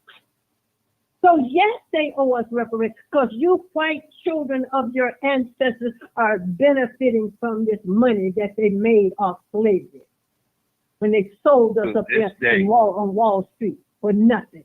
I mean, for thousands of dollars. Yeah, America owes us. They owe Black American Freeman Foundation. I'm not talking about no damn African. I'm not talking about Caribbean. Y'all take that up with Britain. They colonized y'all. They enslaved us. I mean, there's a game being played. Right now, I'm hearing that the African Union is going to take the lead on reparations. Why? Why has those with ADOS turned it over to the African Union? Africa needs to build up Africa. Y'all haven't done anything since the 60s. You got your independence in the 60s, and you haven't done anything. Russia is in there, the Chinese, the Arabs, the Indians. Everybody is on the continent making a living off those minerals but black folks because of corrupt black leadership. Facts. Mm-hmm. Ooh, she gave us wealth information. I don't care about no damn Democratic Party or Republican, but these are the people who are passing these laws and these policies that are affecting us. So we have to get up off our behind and just take them out one at a time based on issues. What are you doing? We have to give them an agenda and make them live up to it like everybody else is doing. These Jews, nobody says anything. They give Israel all this money without, nobody questions them giving that money to the Jews. And the Jews use their money to go after anybody who says anything about what they're doing. These Zionist Jews who run the industry. The banks, the UN, insurance company. Thank you. Keep going. We can keep going. There's a book called The Empire of Our Own that was written by Jewish people. An empire of our own about what they did. They don't let you forget the Holocaust. Hell, and it didn't take place over here. So we cannot let anybody forget about slavery. Don't tell me to get over it happened a long time ago. Well, the Holocaust happened a long time ago too. But ours lasted over 400 years. Mm-hmm. So we cannot let people tell us forget about slavery. Oh, hell no, I'm not going to tell the truth and shame the devil. Drop the mic. Listen, y'all. Listen, Doris, we can go all night. I need the young people. You have to continue this fight. And when you talk to young people like this, they're going to get involved. They're going to get involved when they know the history. But they're making our young boys docile. Promoting homosexuality and all this mess. That is not our culture. That stuff is engineered. They're putting all this stuff in our food, everything. These people are wicked. Preach. And for us to survive, we got to get to the point where we don't care anything about anybody but black people. To hell with that Bible that's been rewritten 120 times. Wow. All right, Mama Doris, we're gonna end it right there. Man, people, if you didn't learn anything tonight, I don't know what to I don't know what to tell you, people. I don't know what to tell you. Mama, Ron, I'd like to come back on and just give a list of books. Okay. Dr. John Henry Clark, William Chancellor, Dr. Francis Cress Wells, and Ida Van Sertima. Just these giants. These books came out in the 60s, people. Before then, we didn't have these scholars. They left us the information. Slavery by Another Name. Get that book. Get this book, Just Mercy. Brian Stevenson, a young black lawyer out of Harvard University who went to Montgomery, Alabama, and he has gotten 100 black men, little boys and men, black boys that they sentenced to the death penalty for a non-homicidal crime at 13 years old. He's been able to get people off death row. Read, study, and educate our children. I do it, as I said, for the children. I am very comfortable. Financially, I am fine. But I am doing this for our children. I am a former teacher and counselor with the Chicago Board of Education. I look at what they're doing to this system now. We have to stop them by any means necessary. And I'm gonna tell you something. If you love black, I mean, all my life since I was 14 years old, when I was on them streets in Jackson, Mississippi, out there and doing what I was doing, we could have been killed. I can be killed today, but I am still speaking up for the children. We say we love black children, but you know what? We really don't, because we're not willing to fight for them. What we do, we start putting them down. To stop putting each other down, we're in trouble. We need to lift each other up so we can fight this devil. And we can't fight it. If you believe there's a power greater than man, this white man is just another man. But we give him all this power. The power is us and unity and loving one another. And we don't have a choice. So on that note, I'm out of here. I didn't realize we had been on so long. Okay, no problem. Wonderful. Yes. Wonderful. Yes, thank you, Mother Doris. Thank you. Thank you. I love you too, Thank sister. you. Thank you. I people, I told you I had a treat for you tonight. And oh yes, sir. Listen, this is 81 years full of experience and reading and studying, participation, and also observation. So she's not only talking, right, that she's talking through experience, people, experience. She's seeing things that we have not seen. She knows things that we don't know. She knows things that we've read about. She's lived through it, people. So that's a blessing to have her. Go ahead. Jim Crow. Go ahead. Jim Crow were about the laws, but we lived in those segregated communities. But we had our own doctors. All of our businesses were black owned. I grew up in Jackson, Mississippi, a beautiful all black community until the civil. I mean, we had everything we needed in the community. We were protected. I told Brandon Johnson this at one of the Cook County board meetings. I said to him, what you're doing to black people in the city of Chicago with these policies that you're pushing is worse than Jim Crow, because during the Jim Crow era, we could go back to an intact, safe community. We can't do it hardly in parts of the communities in Chicago. So it was not segregation. It was the white liberals who used segregation. Segregation was not bad. In fact, segregation is going to be a part of us saving ourselves. Get away from these people. Put these Arabs, put these Asians, put these people out of our communities, these Indians. Why don't we have these businesses in our community? They're not all over the white community. They're not. Hispanics are running their communities. Whites are running their communities where the Indians are. They're running their communities. Ain't nobody black in those communities, but they're all in our communities. That's by design. Engineered. Because they want to annihilate. I'm in a truck stop right now, owned by Indians. Owned by Indians. All of the Dunkin' Donuts owned by Indians. Why are we not getting these loans so that we can, and they're making money? We're taking care of every race and ethnic group but our own. That's on us, sisters. You all need to stay out of these Asian stores. Go back to that black beautician. Get away from these Arabs who's burning your house out, hair out. Go back to that black beautician. Go back to the black nail shop. We had it once before. That's Quit right. running the shark. Because they charge you maybe 50 cents less. Please, people, Right. I'm begging of you. We got to turn this around. But I'm really gone this time, y'all. All right. I really enjoyed everybody. I really enjoyed it. So, Martin, thank you for doing it. Thank you. Thank you, guys. Listen up. Okay, thank you, guys.